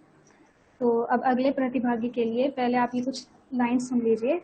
दिलों में आग और लबों पे गुलाब रखते हैं, दिलों में आग और लबों पे गुलाब रखते हैं, आजकल सब अपने चेहरों पर नकाब रखते हैं। इन्हीं कुछ अपनों के बारे में बताने आ रही हैं हमारे NIT कुरुक्षेत्र से इशिका, जिसकी कविता का शीर्षक है खुदगर्ज। Ishika, Am I audible? मेरी कविता का शीर्षक है खुदगर्ज। अपने लिए सोचना इतनी भी गलत बात नहीं होती, अपने लिए सोचना इतनी भी गलत बात नहीं होती। सामने वाले की बात 100% सही हो, उनकी रिसर्च इतनी भी खास नहीं होती। तो शराफत से बगावत को बयां करती ये छोटी जुबान कब लंबी हो जाती है हमें पता ही नहीं चलता। ये तो शराफत से बगावत को बयां करती ये छोटी जुबान कब लंबी हो जाती है हमें पता ही नहीं चलता। ये काल्पनिक कहानी से भी ऊपर युवा पीढ़ी के लिए अनुस्मारक है कि दोस्तों में सलाह होनी चाहिए, अपमान से बढ़ाया गया सम्मान भी घातक सिद्ध हो सकता है। तो मैं इशिका इसी विषय में अपनी कुछ पंक्तियां कहना चाहूंगी, जरा ध्यान से सुनिएगा। कि कोई इंसान जो दूसरों के ताने को भी सलाह मानकर बन जाता है खुदगर्ज इंसान। लाख बुराई हो हमें, लाख बुराई हो हम में, हम सुधरने से नहीं कतराएंगे। लाख बुराई हो हम में, हम सुधरने से नहीं कतराएंगे। आप गलती तो बताइए जनाब, हम अपनी गलती सुनकर भी मुस्कुराएंगे। आप गलती तो बताइए जनाब, हम अपनी गलती सुनकर भी मुस्कुराएंगे। मेहनत इतनी करेंगे, मेहनत इतनी करेंगे कि हम अपनी गलती को दोबारा नहीं दोहराएंगे। लाख बुराई हो हम में, हम सुधरने से नहीं कतराएंगे। सुनते सुनते हद ना हो जाए, सुनते सुनते हद ना हो जाए, इसका ख्याल रखिएगा। बात कितनी भी गलत हो, जरा तहजीब से बात रखिएगा। सुनते सुनते हद ना हो जाए, इसका ख्याल रखिएगा। बात कितनी भी गलत हो, जरा तहजीब से बात रखिएगा। हम इतने भी गलत नहीं हैं, थोड़ा कम सवाल रखिएगा। हम इतने भी गलत नहीं हैं, थोड़ा कम सवाल रखिएगा। अगर गलत हुए भी तो सारे तीर एकदम मत चलाइएगा। अभी थोड़े घायल हैं हम, हरे घाव पर नमक छिड़काइएगा मत। अभी थोड़े घायल हैं हम, हरे घाव पर नमक लगाइएगा मत। सुना है बचपन से ही आपके स्टैंडर्ड, आपकी बातें, आपका रुतबा बहुत हाई फाई है। सुना है बचपन से ही आपका स्टैंडर्ड, आपकी बातें, आपका रुतबा बहुत हाई फाई है। आपकी सारी बचपन की पढ़ाई एकदम हम पे यूं ना उल्टाइएगा। 12-13 सालों का बोझ हमको धीरे धीरे से समझाइएगा। 12-13 सालों की बातें, 12-13 सालों की पढ़ाई धीरे धीरे से हमको समझाइएगा। हमेशा इल्जाम लगाने आए हैं, कभी तो तारीफ करने भी आइएगा। हमेशा इल्जाम लगाने आए हैं, कभी तो तारीफ करने भी आइएगा। हम इतने भी गलत नहीं हैं, हमें देखकर थोड़ा तो मुस्कुराइएगा। हमें देखकर थोड़ा तो मुस्कुराइएगा। अब हम खुदगर्ज हो गए हैं, अपनी ही बात करते हैं, दिन और रात करते हैं, बस अपनी ही बात करते हैं। हम खुदगर्ज हो गए हैं, कम से कम खुदगर्ज कहकर तो जाइएगा। यूं दोस्तों में अलग थलग कर पीठ ना दिखाइएगा। हम इतने भी गलत नहीं हैं, हमें देखकर थोड़ा तो मुस्कुराइएगा, थोड़ा तो मुस्कुराइएगा। धन्यवाद। जय हिंद, जय भारत। इस कविता को बोलने का मेन यही था कि हम, हमारी एज ग्रुप के लोग हैं, वो सबसे ज्यादा दोस्त बनाते हैं। आगे जाके अगर हम वर्किंग कल्चर में भी जाते हैं तो वहां पे भी कोलीग से मिलते हैं, तो क्या होता है कि ऐसा कहा जाता है कि वो ही दोस्त सबसे अच्छा होता है जो हमें हमारी गलती बताए। बट कई बार क्या होता है कि हम सलाह ही देते रहते हैं दूसरे को, और सलाह से भी ज्यादा ताने मारने लग जाते हैं। हम अपनी टोन का ख्याल नहीं रखते, तो हम सामने वाले को कब तोड़ देते हैं अंदर ही अंदर, तो हमें पता ही नहीं चलता। तो आगे से अगर हमें किसी को भी कोई बात समझानी है तो हमें सलीके से कहें, ताकि दूसरे की मेंटल हेल्थ है वो रुइन ना हो। दूसरे को हमेशा अगर समझाने गए हो तो अगर हाँ उसकी गलती दिख भी रही है तो हमें कभी कभी मानसिक प्रोत्साहन भी दे देना चाहिए। तो बस यही था कि मेंटल हेल्थ के लिए सबको अवेयर करना कि अपने दोस्तों की मेंटल हेल्थ भी जरूरी है। थैंक यू, धन्यवाद। जय हिंद, जय भारत।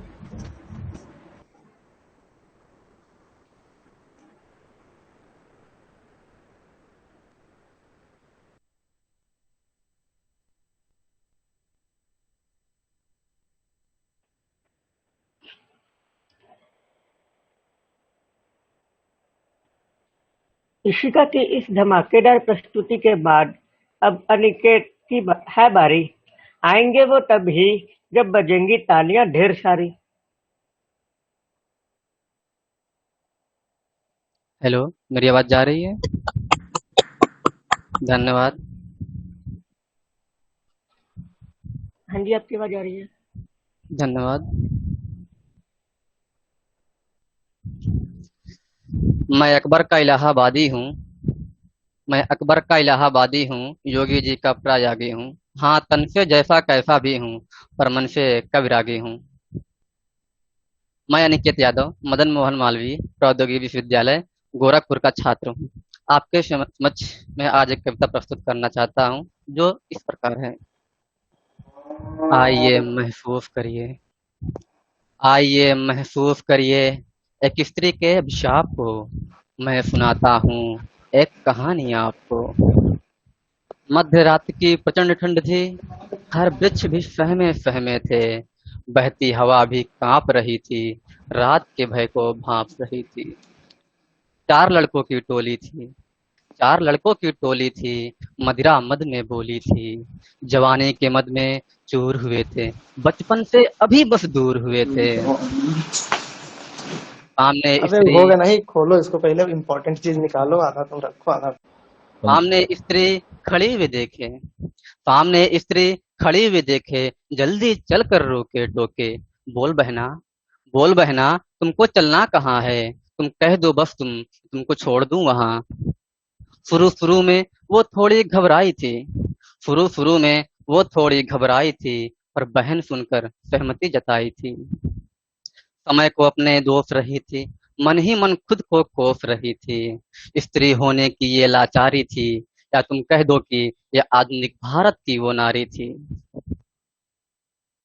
सुनसान सड़क और काली रात, सुनसान सड़क और काली रात, आंखों आंखों में वो करते बात। अचानक सी कोई तेज जकड़ सी, अचानक सी कोई तेज जकड़ सी, उसके हाथों को लिए पकड़ सी। फिर कोई भय का साया, फिर कोई भय का साया, उसके मुंह मस्तिष्क पर छाया। वृक्षों के झुरमुट में, वृक्षों के झुरमुट में चली गई वो बाहुबल से, पुकार ना सकी थी किसी को अपने म्लानी मुख से। प्रकृति की गोद में, प्रकृति की गोद में दांतों से वार करती, स्त्री होने पर फिर आखिर आज वो क्यों नाज करती। किसने किसने और कहां कहां, किसने किसने और कहां कहां, कैसे कब छुआ था। फिर कोतवाल पूछता है, सच बता स्त्री, तेरे साथ कुछ हुआ था। कानून की अंधी देवी, कानून की अंधी देवी थी और धन का देवता दरोगा था। आरोपी तो विलासिता में डूबे थे, बस उस नारी ने दुख को भोगा था। चलता रहा मुकदमा, चलता रहा मुकदमा, आरोपियों पर साल भर, जब तक वो देते रहे कचहरी में बैग माल भर। तारीख पर तारीख मिली, तारीख पर तारीख मिली, सालों साल चलती रही दलील। गवाह की तुम बात छोड़ो, बिक गया खुद के पक्ष का वकील। मैं आपसे पूछता हूँ, मैं आप सबसे पूछता हूँ, ये नए भारत की कानून व्यवस्था लाचार है, या ये कह दो कि ये सुशासन बाबू की सरकार है। शादियों की सब डोलियां उसे अब अर्थी सी प्रतीत होती, शादियों की सब डोलियां उसे अब अर्थी सी प्रतीत होती। दिन के उजाले में भी वो नारी अब भयभीत होती। धन्यवाद।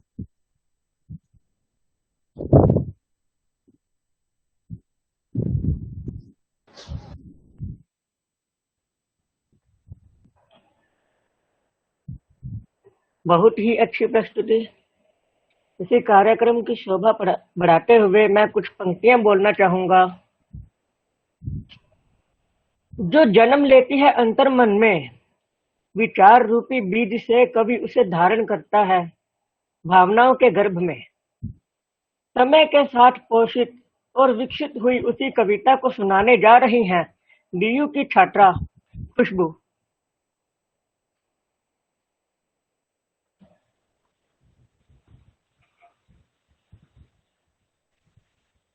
खुशबू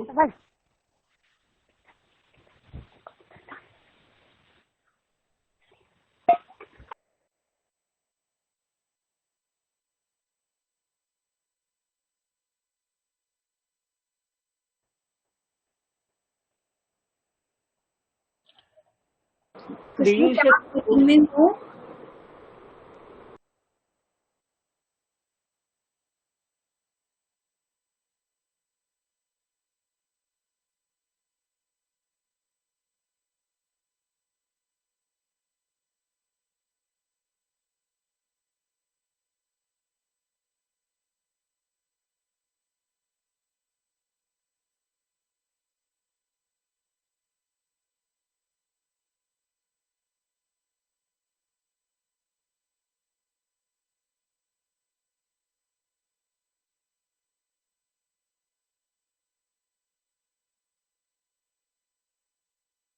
दिव्यांश आई गेस उसका स्किप हो गया है। नेक्स्ट।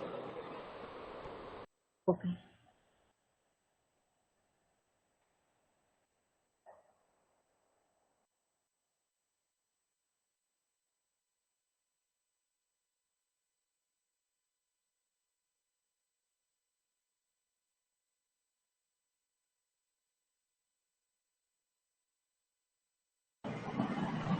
लगता है खुशबू हमारे बीच उपस्थित नहीं है अभी, तो आगे कार्यक्रम को बढ़ाते हैं। हम अगले प्रतिभागी को बुलाते हैं, सक्षम कुमार सिंह। मैं आज लिखने आया हूँ NIT सिलचर से। उनका कविता का नाम है मैं आज लिखने आया हूँ। सक्षम कुमार सिंह। कहते हैं जब तक मन से फूट कर ना निकले तब तक नहीं लिखो, तो आज उनके मन के इस सैलाब को उनकी कविता में मैं आज लिखने आया हूँ, से हम भी जाने।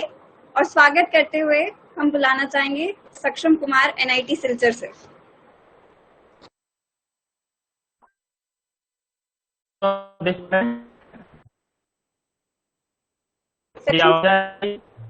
कैमरा ऑन कर दीजिए, आवाज आ रही है।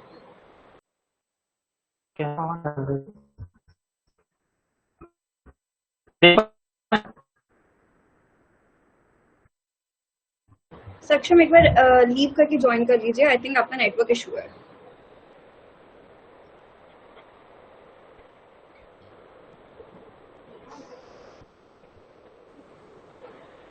तो अब देरी ना करते हुए सक्षम को हम बाद में बुला लेंगे।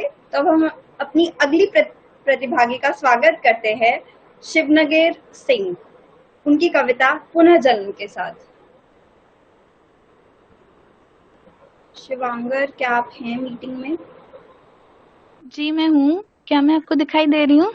यस। जी मेरा नाम शिवांगी सिंह है। एक सेकेंड, राधिका बीच में 2 लोग एब्सेंट थे, खुशबू एंड सक्षम। Yes sir. ये उसके बाद ठीक। मैं शुरू करूँ? ठीक है। यस। इश्क के मुर्शद से खौफ खाकर वस्ल की चाह रखते हैं हम। इश्क के मुर्शद से खौफ खाकर वस्ल की चाह रखते हैं हम। खुद में चूर होकर खुदाई की राह तकते हैं हम।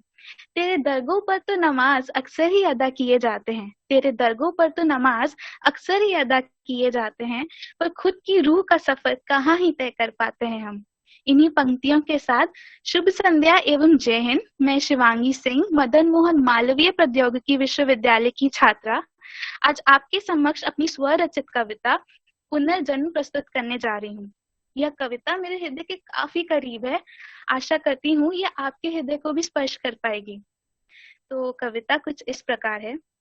एक सपना था जो मैंने देखा था, एक सपना था जो मैंने देखा था, आज उसे मोतियों सा बिखरते देखा है। अपने ही वजूद को मैंने साये सा पराया होते देखा है। हाथों की लकीरों पर अब विश्वास मुझे ना रहा, हाथों की लकीरों पर अब विश्वास मुझे ना रहा, जब से अपनी कैफियत को बयां करने को मैंने शब्दों को खोते देखा है। अहम मुझ में इतना था, अहम मुझ में इतना था कि खुदाई को भी नकारा था। आज देखो मेरा मैं कितना बेबस और लाचारा था। जो झुकता नहीं वो टूट जाता है, जो झुकता नहीं वो टूट जाता है, ये बात मुझे अब समझ में आई। चलो जख्म के बहाने ही सही, मेरे दिल में फकीरी तो जाग पाई। तेरे दरगों और मज़ारों पर अब मेरी हाजिरी बराबर होती है। तेरे दरगों और मज़ारों पर मेरी हाजिरी बराबर होती है। तेरे मंत्रों और जपों में खुद को खोजने की जुस्तजू रहती है। न जाने कितने मौसम हमने तेरे चौखट पर गुजार दिए। आत्मदर्शन करते करते हम अपने हार के कारण को भी पहचान लिए। पहले शिकायतें थी, सवाल थे, अब बस सुकून की एक लहर है। कुछ कर गुजरने की ना जाने दिल में एक अलग सी ही लहर है।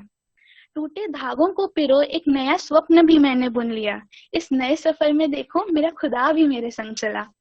गिर कर भी मैं कुछ न हारा, प्रभु तेरा साथ भी पा लिया। अपनी ख्वाहिशों का खिराज देने को सिर पर कफन भी मैंने बांध लिया।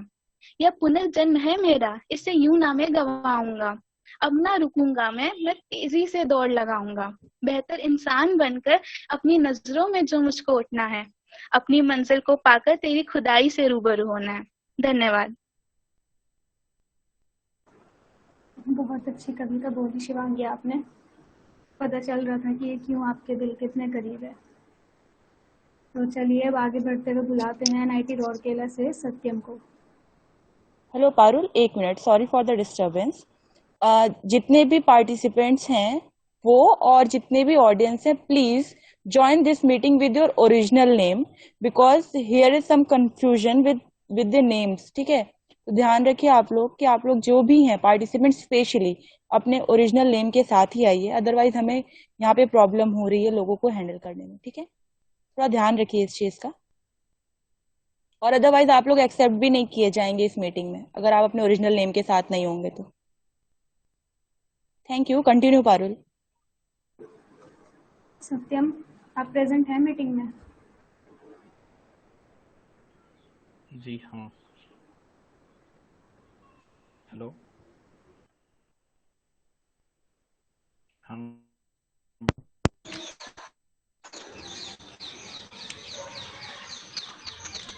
Hello,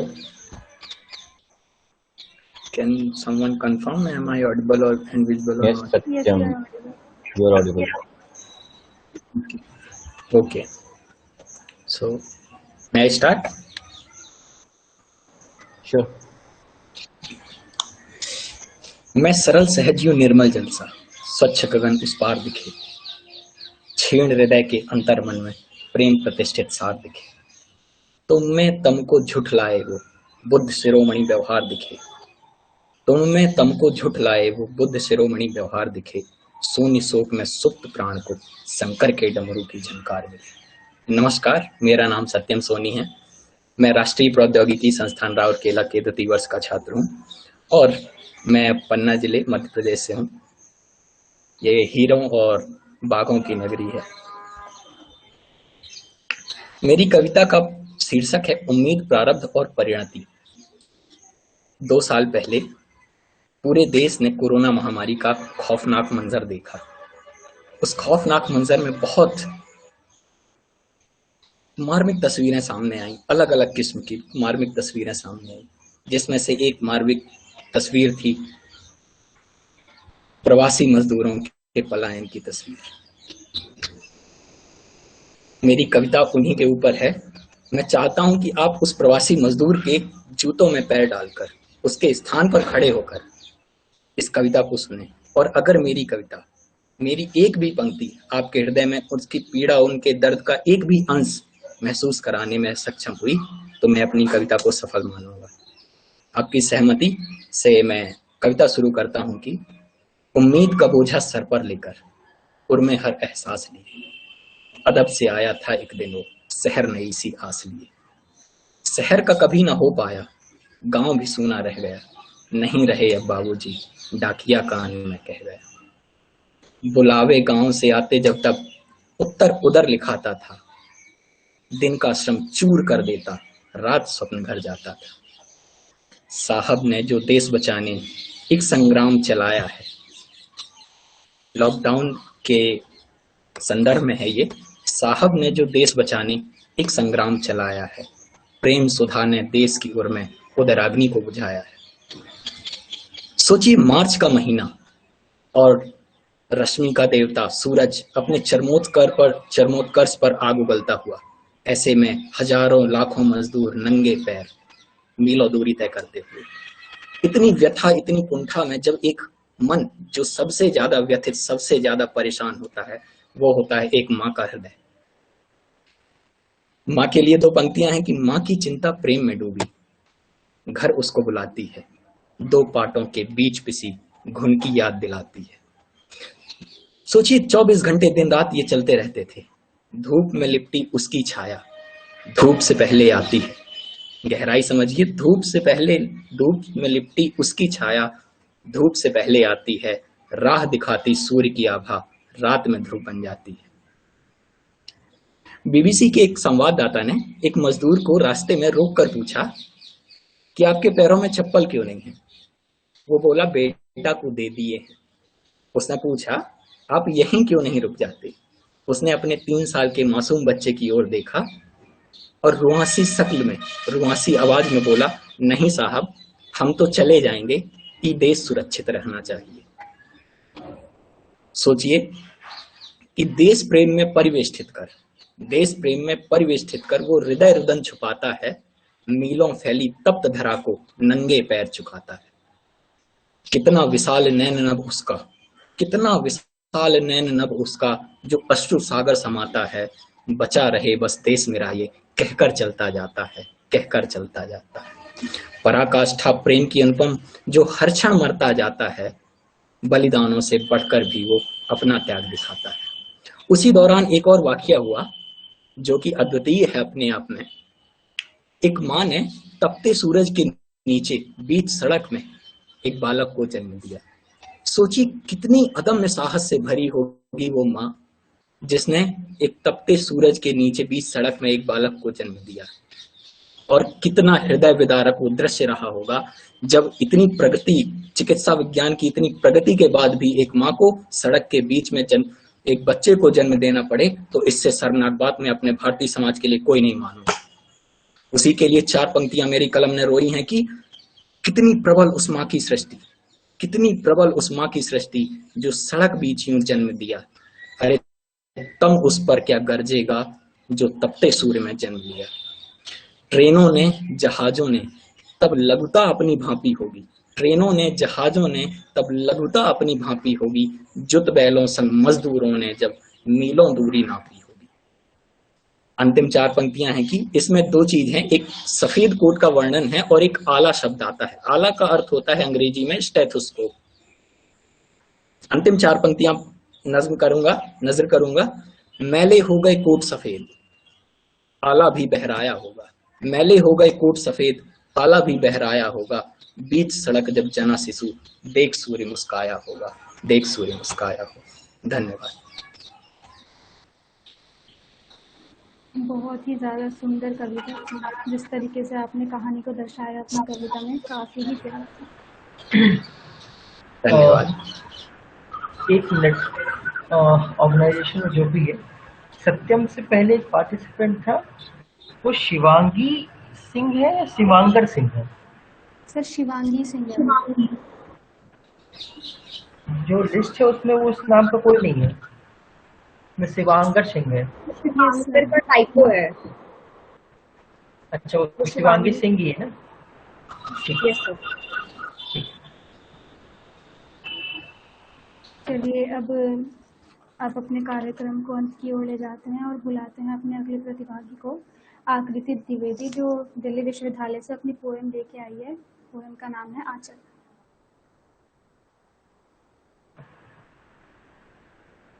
आकृति तो हो चुका है।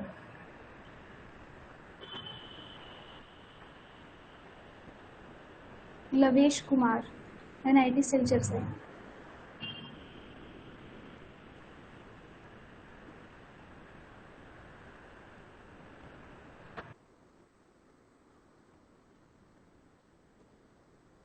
लवेश कुमार, आप मीटिंग में हैं?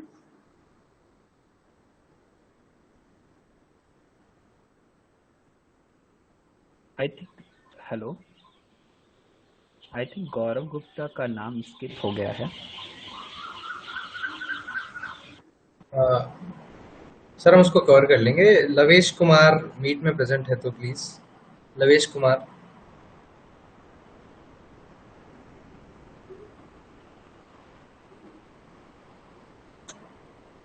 लगता है लवेश कुमार नहीं है मीटिंग में। चलिए तो बुलाते हैं गौरव कुमार को, जो कि NIT राउरकेला से हैं। जी शुक्रिया आप सभी का। क्या मैं दिख रहा हूँ और मेरी आवाज क्लियर है? ठीक है। तो नमस्कार सभी को, मेरा नाम गौरव गुप्ता है from NIT Rourkela ECE branch, और मैं आज आप सबके सामने एक नज्म लेके आया हूँ जिसका शीर्षक है वहम या हकीकत। बहुत प्यारा सा नज्म है, बहुत प्यार से लिखा है, तो आप लोग भी सुनिएगा। इसे मैं नज्म पढ़ता हूँ आप सबके सामने। तो शुरू करता हूँ कि मैं तुम्हें बांध के रख लूँ ऐसी मेरी हसरत नहीं, मैं तुम्हें बांध के रख लूँ ऐसी मेरी हसरत नहीं, अगर तुम किसी और की हो तो तुम मेरी मोहब्बत नहीं। तुम दे न सको वफाए तो मैं वफाए भी न मांगू, तुम दे न सको वफाए तो मैं वफाए भी न मांगू, तुम्हें छीन लूँ किसी और से ऐसी दुआएं भी न मांगू। बस ढूंढना हो कभी खुद को तो बेझिझक लौट आना, बस ढूंढना हो कभी खुद को तो बेझिझक लौट आना, मैं मिलूंगा तुम्हें वहीं जहाँ मिले थे हीर और रांझा। कोई गिला कोई शिकवा मैं तुमसे कुछ नहीं करूंगा, कोई गिला कोई शिकवा मैं तुमसे कुछ नहीं करूंगा, बस कभी फुर्सत में बैठ के अपनी दास्तां लिखूंगा कि वो मेरा वहम था जब मैंने तुम्हें छुआ था, लिखूंगा कि वो मेरा वहम था जब मैंने तुम्हें छुआ था। तुम इश्क करती थी और मुझे इश्क हुआ था, तुम्हारी वो आहट थी जो मेरे करीब था, तुम्हारे साथ वो हर लम्हा मेरे दिल के अजीज था। तुम पूर्णिमा की रोशनी तो मैं रात साफी का, तुम पूर्णिमा की रोशनी तो मैं रात साफी का, तुम जुगनुओं की शहर सी तो मैं छोटा सा कस्बा। तुम्हारे चेहरे के नूर से होठों के तिल तलक, तुम्हारे चेहरे के नूर से होठों के तिल तलक, मैं लिखूंगा तुम्हें इस कदर कि मिल रहे हो जमी फलक। पर ये नहीं लिख पाऊंगा, पर ये नहीं लिख पाऊंगा कि तुम किसी और की अमानत थी। पर ये नहीं लिख पाऊंगा कि तुम किसी और की अमानत थी। मैं जिस हुस्न अदाओं पे मरता था वो किसी और की मोहब्बत थी।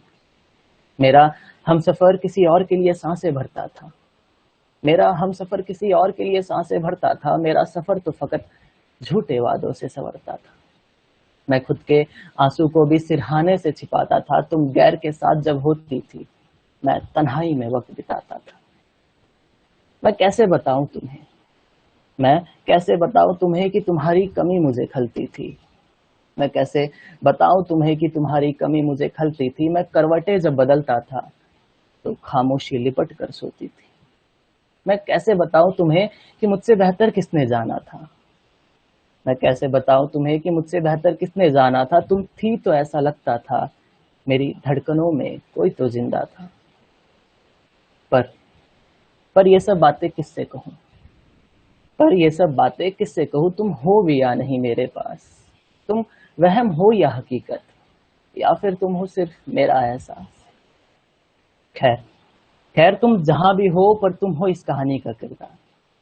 खैर तुम जहां भी हो पर तुम हो इस कहानी का किरदार। दो दिल करीब होंगे एक दिन और उन दिलों पे होगा हमारा इख्तियार। तुम इस कहानी की सबसे खूबसूरत कल्पना होगी, तुम इस कहानी की सबसे खूबसूरत कल्पना होगी। मेरी लिखावटों में से एक खूबसूरत रचना होगी जहां जहां वफा बेवफाई पे नहीं इश्क पे चर्चा करेंगे। जहां वफा बेवफाई पे नहीं इश्क पे चर्चा करेंगे। बेवफा तो इंसान होते हैं, हम तो इश्क से वफा करेंगे।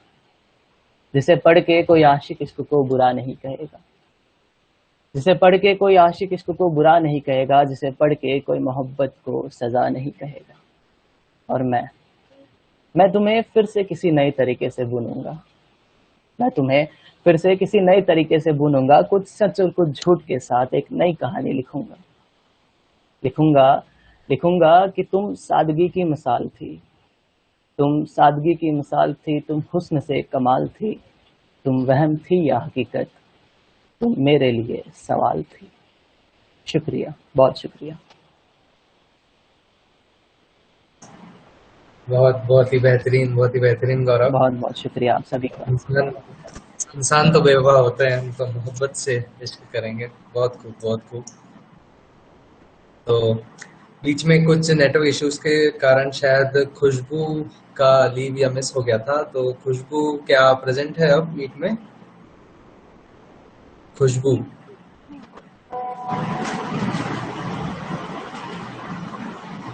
आपको मेरी आवाज आ रही है?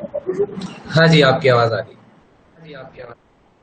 जी नमस्ते, मेरा नाम खुशबू है। जो मेरी आज की कविता है वो उन सभी कविताओं के लिए है जो अपने मतलब कोई भी राइटर अपने जीवन में बहुत महत्वपूर्ण तरीके से लिखता है और अपने जीवन का एक अहम पल लिखता है कि जब कोई रचना लिखी जाती है तो कहीं ना कहीं वो उसकी जिंदगी का एक हिस्सा होती है।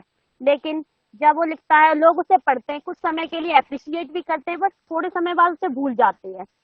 तो कहीं ना कहीं ये बात एक राइटर के लिए बहुत ही उदासी भरी होती है कि वो जो चीज चाहता था या जो समाज में परिवर्तन करना चाहता था वो कर नहीं पाता है। कि कुछ समय बाद पुरस्कार जीतती है, अच्छी बात है, लोगों के दिल में भी आती है, अच्छी बात है, लेकिन वो जो परिवर्तन चाहता है समाज में वो नहीं हो पाता है। तो उसी से रिलेटेड मेरी कविता है। मेरी कविता का जो शीर्षक है वो है मेरी कविता। ना किसी का समर्थन करती है ना किसी का विरोध, ना किसी का समर्थन करती है ना किसी का विरोध, बस खुद से ही एक सवाल करती है मेरी कविता। क्यों खुद से ही डरती है, क्यों लोगों से नहीं लड़ती है, क्यों खुद ही घुट घुट कर मरती है मेरी कविता। क्यों किसी किताब के पन्नों में, क्यों किसी अखबार के कोने में हर बार दफन हो जाती है मेरी कविता। क्यों लोगों के जीवन में, क्यों लोगों के दिल में, क्यों समाज में कुछ खास परिवर्तन नहीं ला पाती है मेरी कविता। और अंत में जिस तरीके से हर कविता के साथ होता है, हमारी आपकी या जो भी रचनाकार कविता लिखता है उसके साथ होता है, उसके लिए है क्यों चंद पुरस्कार कुछ वाहवाही, क्यों चंद पुरस्कार कुछ वाहवाही जीत कर मौन रह जाती है, क्यों कुछ दूरी तय करके राह भटक जाती है, क्यों क्षण भंगुर की भांति कुछ समय पश्चात नष्ट हो जाती है मेरी कविता। और इसी प्रकार अंत में बस खुद से ही सवाल पूछती रह जाती है मेरी कविता। धन्यवाद।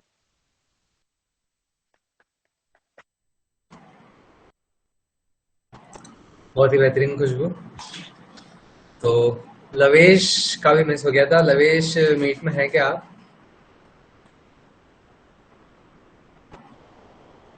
लवेश आई गेस नहीं है वो। तो यूं तो हम सभी चाहते हैं कि कार्यक्रम यूं ही चलता रहे, पर हर खूबसूरत चीज कहीं ना हेलो।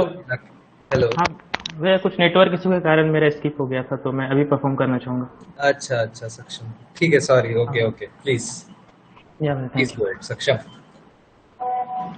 यहाँ उपस्थित सभी को शुभ संध्या। मेरा नाम सक्षम कुमार सिंह है। मैं राष्ट्रीय प्रौद्योगिकी संस्थान सिलचर से प्रथम वर्ष का छात्र हूँ और आज मैं यहाँ अपनी एक स्वरचित कविता प्रस्तुत करने जा रहा हूँ। तो अब चूंकि ये एक ओपन माइक इवेंट है, तो मैं यहाँ पहले कुछ शेर प्रस्तुत कर सुनाऊंगा, उसके बाद मैं अपनी कविता प्रस्तुत करूंगा। तो आज यहाँ महफिल जमी है, तो अगर इसकी शुरुआत इश्क से हो तो इससे बेहतर क्या हो सकता है। तो किसी शायर ने कहा है कि जब रूह में उतर जाता है बेपनाह इश्क का समंदर, जब रूह में उतर जाता है बेपनाह इश्क का समंदर, हम जिंदा तो होते हैं मगर किसी और के अंदर। तो जब इश्क इस चरम पे हो, तो उस परिस्थिति में अपनी मनस्थिति व्यक्त करने के लिए मैंने एक शेर लिखा था कि जहां मिलन है कशिश है और खुशियां है मैं ऐसी रात लाया हूँ, जहां मिलन है कशिश है और खुशियां है मैं ऐसी रात लाया हूँ, अंधेरे की है क्या औकात मैं जुगनुओं की बारात लाया हूँ, और जफाओं की क्यों करते हो अब भी बात तुम, यहाँ तो सिर्फ वफाओं की मैं सौगात लाया हूँ, यहाँ तो सिर्फ वफाओं की मैं सौगात लाया। तो सब अच्छा चल रहा था, लेकिन फिर दिल टूटा, रास्ते अलग हुए। तो कहते हैं कि भविष्य की कल्पना अतीत के बिखरे टुकड़ों से ही की जाती है। तो भविष्य अब संवारना था, तो अतीत को भूलना पड़ेगा। तो उसके लिए मैंने एक शेर और लिखा था कि अपने मोहब्बत के हिजरत पे रोऊं ऐसी हसरत नहीं, अपने मोहब्बत के हिजरत पे रोऊं ऐसी हसरत नहीं, हर किसी को सुनाता फिरूं अपना दास्ताने दिल, इतनी फुर्सत नहीं। और दिल ना समझ था जुड़ा और टूट गया, मगर महफिलें फिर जमेगी क्योंकि ये वीराना अपनी किस्मत नहीं, क्योंकि ये वीराना अपनी किस्मत। तो अब मैं अपनी कविता जिसका कि शीर्षक है मैं आज लिखने आया हूँ, वो आप लोगों के सामने प्रस्तुत करना चाहूंगा। यहाँ पे आज से अभिप्राय है वर्तमान का। तो कविता की पंक्तियां कुछ इस प्रकार है कि ठोकरें कई खाई गिले कई मिले अपने सफर में, ठोकरें कई खाई गिले कई मिले अपने सफर में, पत्थर का हो गया हूँ अब चला हूँ एक नई डगर पे, नफरत की जमीन पे मोहब्बत का आगाज लिखने आया हूँ, कल में जीना तो कब का छोड़ा मैंने अब मैं आज लिखने आया हूँ, मैं आज लिखने आया हूँ। जिंदगी मेरी है इसे किसी और के नाम नहीं करूंगा, जिंदगी मेरी है इसे किसी और के नाम नहीं करूंगा, मैं सिर फिरा ही सही पर अपने सपनों को यूं नीलाम नहीं करूंगा, कलम की नोक पे एक नया अंदाज लिखने आया हूँ, कल में जीना तो कब का छोड़ा मैंने अब मैं आज लिखने आया हूँ। तारों के संग रातें गुजरती है, तारों के संग रातें गुजरती है, चिड़ियों के संग सुबह होती है, कुदरत से जोड़ा है वास्ता तो पता चला जिंदगी तो ऐसी होती है, ऐसो आराम की दुनिया छोड़ मैं लोगों की आवाज लिखने आया हूँ, कल में जीना तो कब का छोड़ा मैंने आवाज लिखने आया हूँ। आतिशों का शौक नहीं, आतिशों का शौक नहीं सन्नाटों से इश्क है, आतिशों का शौक नहीं सन्नाटों से इश्क है, चाहे जितने भी पलट लो पन्ने तुम हर पन्ने पे तेरा जिक्र है, जो डाल दे मुर्दों में भी जान ऐसी अल्फाज लिखने आया हूँ, कल में जीना तो कब का छोड़ा अब मैं आज लिखने आया हूँ, अब मैं आज लिखने आया हूँ। धन्यवाद। बहुत खूब सक्षम, कल का छोरा मैं आज लिखना आया हूँ। इसी जुगनुओं के साथ रोशनी बढ़ाते रहिएगा। शायद डेविड हमारे बीच में उपस्थित है अब, उस वक्त नेटवर्क इशू था। डेविड क्या मीट में है आप?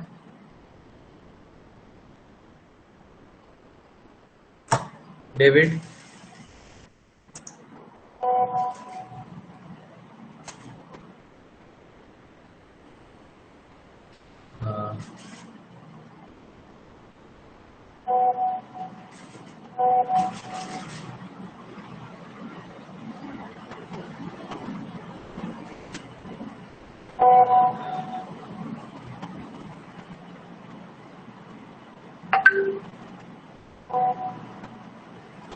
डेविड नहीं है।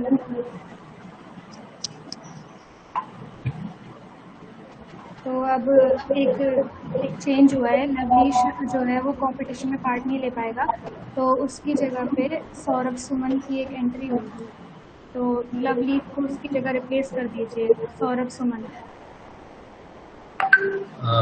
जजेस से रिक्वेस्ट है, लवेश की जगह Saurabh Suman. Lavesh didn't able to make it, so Lavesh की जगह सौरभ सुमन। जजेस अपनी शीट्स में थोड़ा एडिट कर लीजिए। Sorry for the last moment changes. Saurabh Suman आप। हाँ सजल सर, कुछ क्वेरी? नो ठीक है, ठीक है। Okay sir, okay. Saurabh Suman please. Visual और audible? Yes, you are both visible and audible. सभी को धन्यवाद और इस मौके को देने के लिए बहुत बहुत शुक्रिया। तो मैं एक शायरी से शुरुआत करना चाहूँगा। सबसे पहले मैं सौरभ सुमन, NIT सिलचर का प्रथम वर्ष का एक छात्र हूँ। तो हमारे ही कॉलेज के सक्षम कुमार सिंह ने थोड़ा सा माहौल बनाया है इसके ऊपर, तो मैं भी उसी के ऊपर कुछ प्रस्तुत करना चाहूँगा। तो शुरुआत एक शायरी से कि जब इसके एक तरफा हो जाता है तो आप अकेले होते हैं और रातें सुनसान होती हैं, नींदें नहीं आती हैं, तो उसके ऊपर ही शायरी है ये कि हम दोनों जागते हुए इन रातों को गुजार देंगे, हम दोनों जागते हुए इन रातों को गुजार देंगे, कभी सोचा न था आप जुदा हो के भी प्यार देंगे, यूं तो अकेले हम भी हैं अभी बहुत, यूं तो अकेले हम भी हैं बहुत, मगर इस अकेलेपन में आप किसी को वैसे कॉल नहीं कर सकते हैं। तो उसी पे ये लाइन है कि यूं तो अकेले हम भी अभी हैं बहुत, पर कोई बात नहीं, बीते यादों को आज फिर से संवार देंगे। तो अब मैं अपनी कविता को प्रस्तुत करना चाहता हूँ कि ये उन छोटे छोटे और मीठे मीठे यादों के ऊपर है जो आप एक 11-12 के स्कूल के दिनों में आपका किसी के साथ थोड़ा सा एक स्पेशल बॉन्ड बन जाता है और आप उसे जब मिस करते हैं, आप एक कॉलेज में होते हैं, आपके पास समय नहीं होता है, आप बात करना चाहते हैं। तो ये उन लम्हों के ऊपर ये कविता है और कविता का शीर्षक है प्रिय, जो कि मैंने खुद लिखा है। तो प्रस्तुत करता हूँ कि मैं इतिहास की बोरिंग क्लासेज हूँ, मैं इतिहास की बोरिंग क्लासेज हूँ, तुम मस्ती वाली गेम की क्लास प्रिय, मैं इंजीनियर साधारण सा और तुम हो सबसे खास प्रिय, तुम काम को काम समझती हो, for me it's bunking class प्रिय, तुम काम को काम समझती हो, for me it's bunking class प्रिय, और हम मिलें कभी जो फिर से, हम मिले कभी जो फिर से, जो लगाए हुए हूँ आस प्रिय, मैं दूर दराज से आऊंगा, हम मिले जो कभी फिर से, जो लगाए हुए हम आस प्रिय, मैं दूर दराज से आऊंगा, तुम ये ना कहना आई हैव क्लास प्रिय। तो अब बात थोड़ा सा प्रिय से अलग, थोड़ा सा उन यादों के ऊपर है कि अब बात काम की छोड़ो, अरे तुम तो मेरी साकी हो, अरे बात काम की छोड़ो, अब तुम तो मेरी साकी हो, हम मिले जुले हैं काफी, पर बात अभी कुछ बाकी है, वो सिहरन तेरे छूने से, वो हरकत तेज जो धड़कन है, तेरे जुल्फें काली, आंखें काली काली जैसे सावन है। और आप कहीं जब 10th के बाद आपका जब स्कूल बदलता है और आप 11-12 में जाते हैं तो नए दोस्त, नए चेहरे मिलते हैं और आप किसी से मिल जाएं तो वो एक अनजाना सा रिश्ता, एक इत्तेफाक ही बोल सकते हैं उसे। तो आगे की लाइनें उसी पे है कि वो सिहरन तेरे छूने से, वो हरकत तेज जो धड़कन है, तेरे जुल्फें काली, आंखें काली काली जैसे सावन है, वो मिलना हमारा क्लास में, वो केमिकल्स टेस्ट ट्यूब की ग्लास में, वो महज इत्तेफाक जो प्यारा था, वो पल वो लम्हा हमारा था। तो हर पल इतना अच्छा हो ये जरूरी नहीं है, मिसअंडरस्टैंडिंग भी एक चीज होती है जो हमेशा आनी ही आनी होती है। तो वही कि वो महज इत्तेफाक जो प्यारा था, वो पल वो लम्हा हमारा था, फिर आया महीना फागुन का और पिया हमारे रूठ गए, फिर आया महीना फागुन का और पिया हमारे रूठ गए, वो चाहे हाथ पकड़ ले हम, पर डर से हाथ वो छूट गए। वो गुजरे महीने सोच में कि पागल प्यार में पड़ गया, हम दोनों शायद प्यार पागल थे, फिर बातें हुई, मुलाकातें हुई और हम दोनों प्यार में पड़ गए। अब हंसी खुशी कुछ आंसू थे, हम प्यार में पागल आशिक थे, न वक्त वाह का वाह पता वाह चला वाह। हमें, न वक्त, धन्यवाद, न वक्त का पता चला हमें, न सुध थे अपने हालात की, बस एक बात, बस एक चीज, हम पंछी थे जज्बात के, फिर दूरी भी तो आनी थी, फिर दूरी भी तो आनी थी, कुछ हासिल करना जरूरी था, पर प्यार अधूरा छोड़ें कैसे, हम समझदार हूँ छोटे बच्चे जैसे। और अब कविता अपने अंतिम चरण पे है, तो वही है कि हम काम किए और इश्क किया, हम काम किए हम और इश्क किया, सब कुछ हमने ऑन रिस्क किया, वो याद हमारी प्यारी सी, वो समय हमारा प्यारा सा, हम याद उसी को करते हैं, वो शांत नदी का किनारा था, अब कुछ तूफान हम झेल वाह चुके। बेटे, पॉज कर दी, वाह बेटे वाह। धन्यवाद। तो कि अब कुछ तूफान हम झेल चुके और बच्चे दोनों रहे नहीं, तो सोच के प्यार भी करते थे, तो सोच के प्यार भी करते हैं, जिसे कहते थे व्यापार कभी, पर ये वक्त है फिर से बदलेगा, पर ये वक्त है फिर से बदलेगा, इसकी फितरत है यही प्रिय, जो लिखी ना हो तो किस्मत में कर देंगे उसको सही प्रिय। अब बातें इतनी हो गई है तो सुन लो और एक बात प्रिय, मैं तंग गली हूँ बनारस की और तुम हो गंगा घाट प्रिय, सो मिलना हमारा वाजिब है, चाहे जो भी हो हालात प्रिय। धन्यवाद। बहुत बहुत खूब। मैं तंग गली हूँ बनारस की, तुम हो गंगा, बहुत खूब लाइन। और वो कहते हैं ना कि मोहब्बत और एंकरिंग में एक चीज कॉमन होती है, दोनों में नर्वसनेस बहुत होती है। तो आपकी कविता में नर्वसनेस आपने दिखाई और हम दिख ही रही है। तो पहला है ना, तो मेरे पास वैसे शब्द कोश है, बस जज्बात है और लाइक कुछ लाइनें है, पहली बार है तो मैं प्रस्तुत करते वक्त थोड़ा सा बहुत खूब, बहुत खूब लिखा आपने। सभी पार्टिसिपेंट से मेरी रिक्वेस्ट है कि हम रिजल्ट थोड़े टाइम में अपने सोशल मीडिया हैंडल्स पे प्रेजेंट करेंगे, तो और उन सभी के लिंक्स चैट में हैं, तो आप उनको फॉलो कर लीजिएगा। फर्दर डिटेल्स के लिए भी आप हमसे कनेक्टेड रह सकते हैं, हम कंटेंट पोस्ट करते रहते हैं, तो आप चैट में लिंक है तो आप उसे प्लीज फॉलो करिएगा, you can connect with us. और यूं तो हम में से कोई भी नहीं चाहता है कि ये कार्यक्रम यहाँ खत्म हो, पर हर खूबसूरत चीज का कुछ ना कुछ अंत होता ही है। तो इसी के साथ हम इस कार्यक्रम को यहाँ समाप्त करते हैं, और अब हम हमारे सभी जजेस से चाहेंगे कि वो हमें कुछ दो शब्द कहें। तो अमित कुमार सर प्लीज। आवाज आ रही है मेरी? Yes sir, you are audible. सबसे पहले तो बहुत बहुत शुक्रिया तीनों कॉलेजेस के इस कोलैबोरेशन का। आज की डेट में हम लोग धीरे धीरे अपनी मातृभाषा से, कविता से कहीं ना कहीं थोड़ा दूर जा रहे हैं। मुझे लगता है कविता बहुत जरूरी है एक इंसान को इंसान बनाए रखने के लिए, तो बहुत बहुत शुक्रिया इसके लिए। मैंने डेट पोएट सोसाइटी का एक कोट है कि medicine, law, business, engineering, these are noble pursuits necessary to sustain life, but poetry, beauty, romance, love, these are what we stay alive for। तो इस कोट के साथ, और जैसे बाकी सारे पार्टिसिपेंट्स ने जो सुनाया काफ़ी बढ़िया था, काफ़ी वर्सेटाइल कैटलॉग था, डिफरेंट टॉपिक्स को टच किया गया, वो मुझे काफ़ी अच्छा लगा। हेलो कविताएं जो हैं आप लोगों ने सुनी, विभिन्न टॉपिक्स पे, संवेदनशील टॉपिक्स पे भी हुई, इश्क पे भी बात हुई, प्रेम पे भी लिखा गया है, तो वो भी काफ़ी अच्छा लगा मुझे। और इस पूरे कार्यक्रम को मैं सफल घोषित कर सकता हूँ।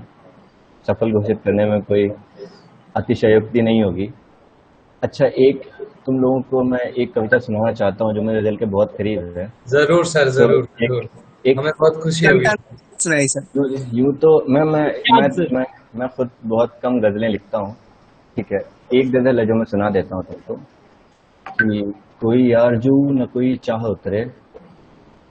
शेर निहायत इश्क में लिखी गई गजल है, निहायत इश्क, बिल्कुल बच्चों वाले में। आप सुने कि कोई आरज़ू न कोई चाह उतरे, वाह वाह, मेरी आंखों से न तेरा नशा उतरे, वाह वाह वाह वाह, कोई आरजू न कोई चाह उतरे, मेरी आंखों से न तेरा नशा उतरे। यहाँ हर सम्त परियों का मेला है, मेरी ख्वाहिश थी मगर मेरा फरिश्ता उतरे। कोई आरजू न कोई चाह उतरे, मेरी आंखों से न तेरा नशा उतरे। यहाँ हर सम्त परियों का मेला है, मेरी ख्वाहिश थी मगर मेरा फरिश्ता उतरे। एक जो आप उतर गए इसमें, दिल में भला आपको ही क्या उतरे। एक जो आप उतर गए इसमें, दिल में भला आपको ही क्या उतरे। मेरे लबों से भी, मेरे तुम्हारी आंखों से भी ये उदासी छूटे, मेरे लबों से भी अब कोई कह कहा उतरे। गई है कितने गैरों के दरो बाम तलक, गई है कितने गैरों के दरो बाम तलक, हमारे जानिब भी कभी ये राह उतरे। जिंदगी अजीब कैनवस है जानी, रंग कोई भी चढ़ाओ इस पे स्याह उतरे। कोई आरजू न कोई चाह उतरे, मेरी आंखों से न तेरा नशा उतरे। तो ये मेरी गजल थी। इसके साथ आई गेस मैं कंक्लूड करना चाहूंगा अपने छोटे स्पीच को। Thank you so much for inviting me. के बाद में तो हमारे सभी पार्टिसिपेंट्स को डर लग रहा होगा उनको किस बेसिस पे जज किया जाएगा। तो अब मैं बाकी जजेस रजल सर से भी चाहूंगी अगर वो कुछ दो शब्द कहना चाहें तो। Okay. Am I audible? Yes. जी sir. First of all, thank you for inviting me in such a platform. सब कोई आजकल बहुत ज़्यादा बिजी हो गए हैं वर्क फ्रॉम होम के चक्कर में, एक्स्ट्रा लोड के चक्कर में, है ना। आप लोग की भी क्लासेस बढ़ जाती हैं, तो ऐसे आप लोग इवेंट करते हो तो एक अच्छा लगता है, एक शाम बन जाती है। तो थैंक यू वेरी मच। और बहुत अच्छा लगा, बहुत अच्छा सुन के लगा कि इतने अलग अलग वैरायटी के पार्टिसिपेंट थे। और सबसे अच्छी बात ये है कि आप सब लोगों ने इतना अच्छा कोलैबोरेशन किया कि जनरली हम कोशिश करते हैं कि कोलैबोरेशन तब होता है जब फिजिकली लोग कॉलेज में जाते हैं, ये बात करते हैं। तो सबसे अच्छी बात ये है कि आप लोग की इतनी अच्छी टीम लीडर स्पिरिट थी कि आप लोग ऑनलाइन में भी आप लोगों ने अपने दोस्तों के थ्रू कोलैबोरेशन लाए और आईआईटीज़ को जोड़ करके इतना अच्छा इवेंट सक्सेसफुली किया। सो बहुत अच्छा लगा और बहुत अच्छा सुन के भी लगा, मज़ा आ गया। Thank you. मयंक सर अब आप प्लीज कुछ कहना चाहेंगे। उससे पहले मैं श्रजल सर से चाहूंगा कि श्रजल सर आप अपनी तरफ से अगर कुछ सुनाना चाहे तो। सर मेरी पर्सनल रिक्वेस्ट है दिसंबर और जनवरी वाली। आपके चाहने वाले बहुत हैं, अब तो हम भी सुनना चाहेंगे। मैं गुस्ताखी के लिए माफी चाहूंगा। मैं हरदीप बोल रहा हूँ सजल सर। सर ये नवंबर दिसंबर वाली छोड़िए सर, अब शादी हो चुकी है आपकी, तो वो नवंबर दिसंबर वाला तो मुश्किल है। कुछ नया सुनाइए तो अच्छा लगेगा। बहुत साल पहले, मतलब लास्ट ईयर मैंने कुछ लिखा था। एक दोस्त है मेरा, उसके लिए उसने बोला कि मुझे ये गाने लिखो, तो मैंने उसके गाने के लिए लिखा था। तो मैं उसी फॉर्म में सुनाता हूँ। शायद मैंने उसे बताया था कि ये इस तरीके का गाना बन सकता है, देखते हैं आप लोगों को कैसा लगता है।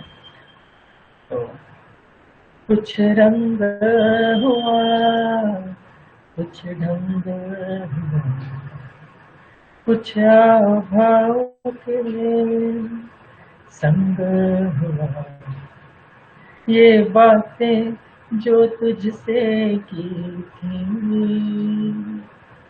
तस्वीर बनी हकीकत न हुआ।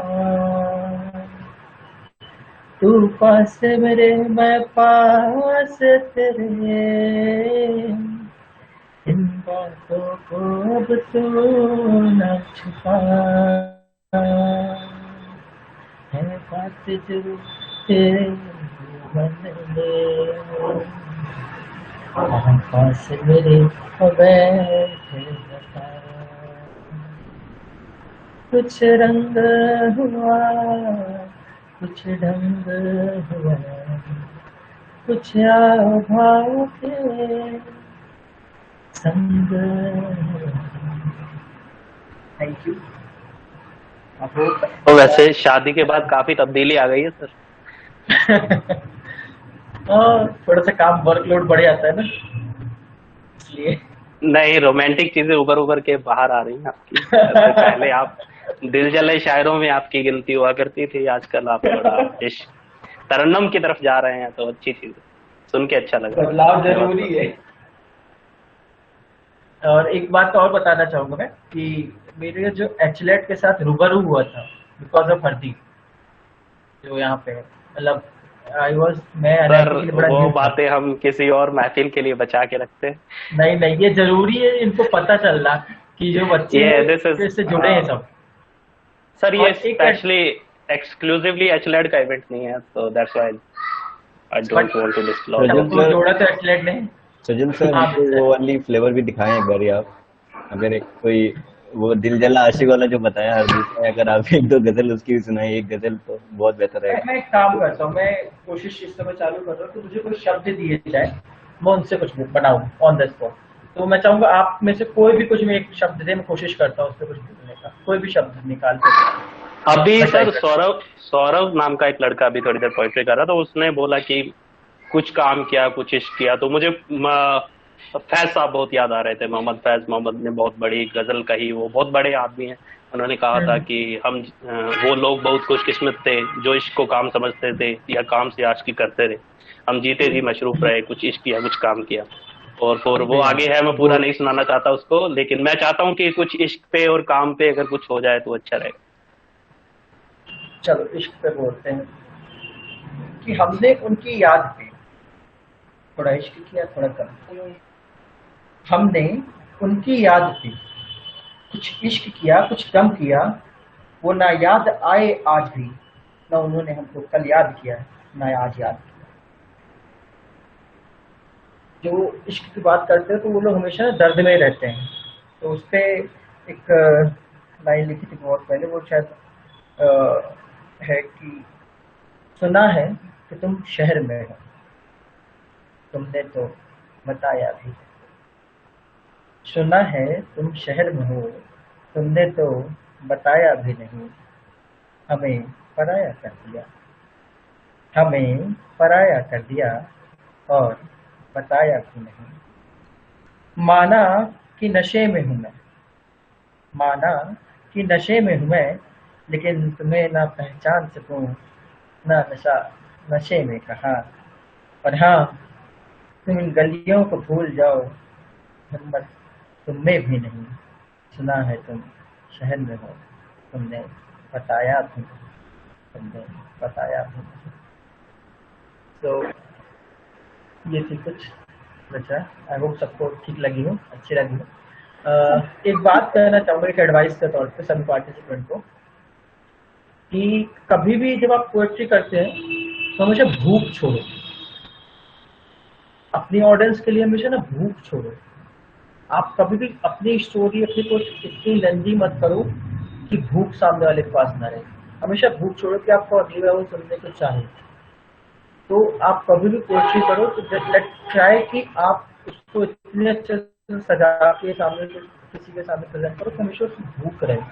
ये मेरी एडवाइस है सभी पार्टिसिपेंट के लिए। तो that is all, thank you very much. Thank you so much sir. Mayank sir, अब आप भी कुछ बताना चाहेंगे हमारे पार्टिसिपेंट्स को? बहुत बहुत शुक्रिया। मैं यहाँ पे बैठा हूँ, मैं एक ऐसा आदमी हूँ जो सुनता जाता हूँ, लिखता कम हूँ। ठीक है, कई गजलें सुनी, कई कविताएं पढ़ी हैं। तो क्या होता है कि जो सुनता आदमी है ना, तो उसको भागने की बहुत जल्दी होती है, क्योंकि वो इतना सुन चुका होता है, वो हर कविता पे भागता है। लेकिन यहाँ पे करीब 20 पार्टिसिपेंट बैठे और हर एक को बहुत करीने से सुनने की जो मजा आया उसमें कुछ नहीं कर सकते। अरे बात मतलब किस्सा है कि हिमाचल में गया था 2 साल पहले, तो तोश नाम की एक जगह है वहां पे हिमाचल में। तो वहां हम लोग बैठे थे, तो वहां रात का समय हो गया था, तो आग लगाई गई। ठीक है, तो उसमें हम लोग काफी देर बैठे थे, तो फिर चलने का वक्त आया, तो हमने कहा कि चलो चला जाए। तो मेरे एक दोस्त ने कहा कि हाँ चलते हैं, थोड़ा रुक जाओ, आग है। तो वहीं एक लोकल आदमी थे, उन्होंने कहा कि आग भी अजीब चीज है, जाने नहीं देती। तो सच बात है कि आग छोड़ती ही नहीं है। पेट की आग हो, बदले की आग हो, वस्ल की आग हो, बदलाव की आग हो, कोई भी आग जाने नहीं देती। यहाँ तक कि जब आप धरती से स्वर्ग की ओर जाते हैं तो एक चिता की आग होती है जो आपके शरीर में छीन लेती है। तो एक आग आज यहाँ देखने की लिखी कि जो हमारे आम रोजमर्रा जिंदगी में होते रहते, काफी इसके दावेदार बैठे थे और काफी चीजें जो करीने से लोग लिख लिए यहाँ पे। तो ये जो आग है ये रहनी चाहिए। बहुत प्यारा लिखा गया, कई कई टॉपिक तो बहुत प्यारे लिखे गए। होता क्या है कि हमारी जिंदगी में चीजें चलती रहती हैं और वो आंखों से निकल जाती हैं, और जब कभी हम लोग सुनते हैं उसे तो लगता है कि हाँ ये वहां तक हुआ है। और इसका एक उदाहरण है कि चैट बॉक्स में जाया जाए तो कई लोग दिल जले आशिक निकल आएंगे जो हर शेर के बाद कह रहे थे कि बहुत बढ़िया बहुत बढ़िया। तो ये जिन्होंने कहा है उनके लिए तारीफ है, यहाँ पे मैं इतना ही कहना चाहूंगा। और अंत में मैं वसीम बरेलवी साहब का एक शेर कहना चाहूंगा कि कब कहाँ कौन सी बात कही जाती है, ये सलीका हो तो हर बात सुनी जाती है। बहुत बहुत धन्यवाद आप सभी का। मैं चाहता तो था कि मैं एक एक पार्टिसिपेंट का नाम लूं यहाँ पे, लेकिन मैं किसी का नहीं लूंगा क्योंकि वो फिर लंबा हो जाएगा। तो बहुत बहुत शुक्रिया आप सभी का कि आप इस महफिल में रंग रूप और जो अलग अलग जीवन के जायकों को बनाए रखिए, उसके लिए बहुत बहुत शुक्रिया। Thank you Mayank sir. अभी आपने आग पे एक बात बोली तो हम भी कुछ लाइनें बोल देते हैं। ना करो किसी से नफरत, नफरत आग लगा देती है, प्यार की एक बूंद बड़ी से बड़ी आग बुझा देती है। बेहतरीन। तो इसी के साथ अभी मैं उमंग से दरखास्त करूंगी कि अपनी कविता चालू करें। छोटी सी जिंदगी है, हर बात में खुश रहो। जिसका चेहरा आपके सामने ना हो उसकी आवाज में खुश रहो। जो लौट के नहीं आने वाले उनकी याद में खुश रहो। कल किसने देखा है, अपने आज में खुश रहो। तो इसी के साथ हम अपना ये आज का कार्यक्रम समाप्त करते हैं और सभी जजेस को, सभी प्रतिभागियों को बहुत बहुत धन्यवाद बोलते हैं और आगे उनके भविष्य के लिए आप लोगों को ढेर सारी शुभकामनाएं।